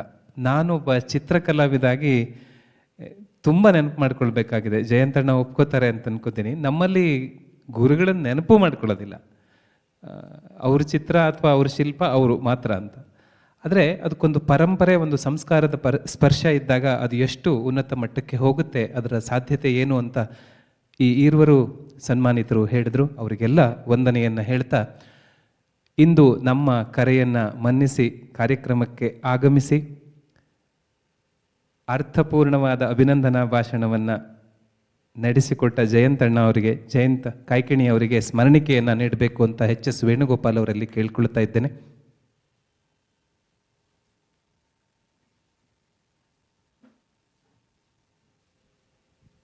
ಅದು ಕಲಾರ್ಣವ ಅಂದರೆ ಕಲೆಯ ಸಮುದ್ರ ಅಂತ ಹೇಳಿದ್ರು. ಆದರೆ ಕಡಲ ತಡಿಯ ಸಾಧಕನಿಗೆ ಈ ಅವಕಾಶ ಸಿಕ್ಕಿದ್ದು ಅಥವಾ ಹಾಗೆ ಅವರು ಬರಲು ಸಾಧ್ಯವಾದದ್ದು ನಮ್ಮ ಭಾಗ್ಯ.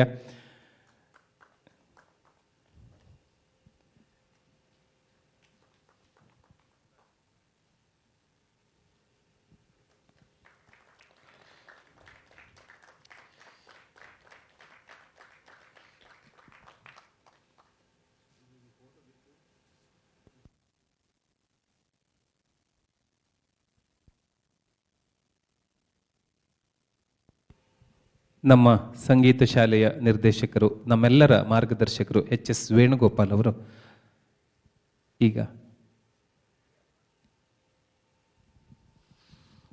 ಮಾತು ಅದ್ಭುತವಾದ ಮಾತನ್ನು ನಾವು ಕೇಳಿದ್ದೀವಿ. ನನ್ನದೇನಿದ್ರು ಕೂಡ ಈ ಧನ್ಯತೆಯನ್ನು ಹೇಗೆ ಅನುಭವಿಸಿದ್ದೀನಿ ಅಂತ 2 ಮಾತು ಹೇಳುವಂಥದ್ದು ಅಷ್ಟೇ. 15 ವರ್ಷ ಕಂಡಿದ್ದೀವಿ ಅನ್ನೋ ಯಾವ ಹೆಗ್ಗಳಿಕೆ ಅನಿಸೋಲ್ಲ.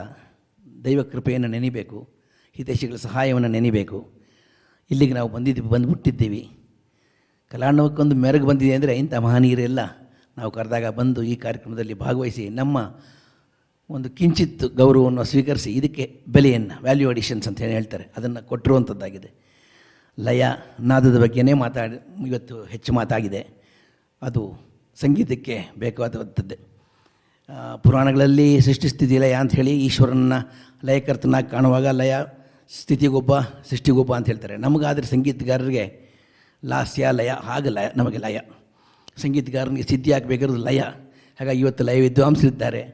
ಪದ್ಯಗಳಲ್ಲಿ ಲಯವನ್ನು ಹೇಗೆ ಕಂಡುಕೊಂಡಿದ್ದಾರೆ, ಅದನ್ನು ಬೇರೆಯವ್ರಿಗೆ ಹೇಗೆ ಅದರ ಕಾಣಿಕೆಯನ್ನು ಕೊಟ್ಟಿದ್ದಾರೆ ಅನ್ನೋದನ್ನು ಜಯಂತ್ ಸರ್ ಆಗಲೇ ಹೇಳಿದ್ರು, ಈರುವರು ಮಹನೀಯರು. ತ್ಯಾಗರಾಜರ ಕೃತಿನಲ್ಲೂ ಕೂಡ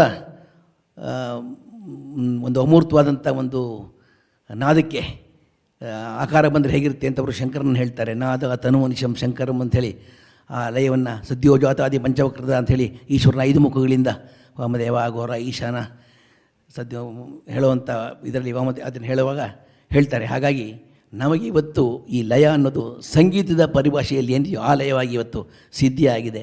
ನಾನು ಸುಮಾರು 75-76 ಮೊದಲು ಒಂದು ಭಾವಗೀತೆಗೆ ನುಡಿಸಿದಾಗ ಕಾಲೇಜಲ್ಲಿ ಬೇಂದ್ರೆಯವರ ನಾದಲೀಲೆಯ ಪದ್ಯ ಕೇಳು ಸಖಿ ಚಂದ್ರಮುಖಿ ಕೇಳು ನಾದಲೀಲೆ ಅನ್ನೋ ಪದ್ಯ ಬರ್ತಲ್ಲ, ಮುಂಜಾವದ ಎಲ್ಲರ ಮೂಸಿ ನೋಡುತ್ತೇವೆ ನಲ್ಲೇ. ಆವಾಗ ನಮ್ಮ ಶಿವಶಂಕರ್ ನನಗೆ ಫಿಸಿಕ್ಸ್ ಪಾಠ ಹೇಳಿದವರು ಕೊಳಲು ನುಡಿಸಿದೆ, ಅದರಲ್ಲಿ ಜೊತೆಲಿ ಕೋರಸಲ್ಲಿ ನಾನು ಹಾಡಿದೆ. ಆವಾಗ ಅವ್ರು ಹೇಳಿದರು, ನಾದಲೀಲೆಯಿಂದ ಆರಂಭ ಮಾಡಿದ್ಯಾ ಸಂಗೀತಗಾರ, ನಾದವನ್ನು ನಂಬಿಕೋ, ನಿನಗದು ಕಾಪಾಡ್ತದೆ ಅಂತ ಹೇಳಿದರು.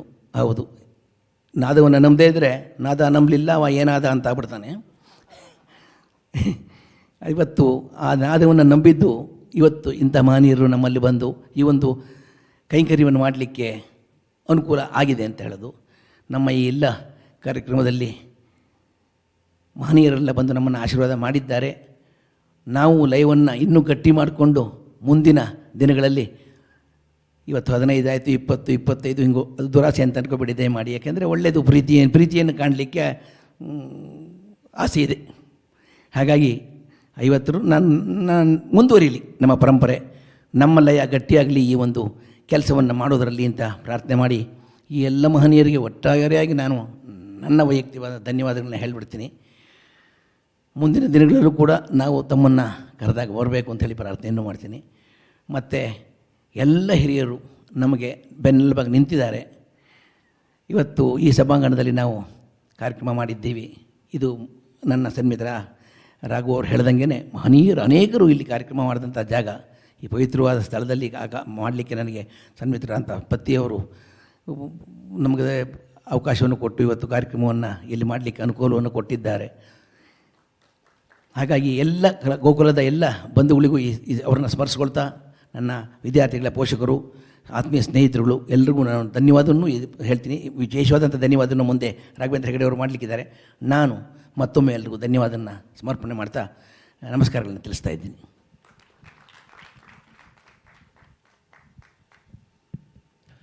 ಒಂದು ಆಪ್ತವಾದ ಕಾರ್ಯಕ್ರಮವನ್ನು ಸಂಪನ್ನಗೊಳಿಸಿದ್ದೇವೆ. ಕಾರ್ಯಕ್ರಮಕ್ಕೆ ಆಗಮಿಸಿ ನಮ್ಮೊಂದಿಗಿದ್ದು ಸಹಕರಿಸಿದ ಎಲ್ಲ ಮಹನೀಯರಿಗೆ ವಿಶೇಷವಾದ ಧನ್ಯವಾದಗಳನ್ನು ಹೇಳ್ತಾ ಇದ್ದೇನೆ.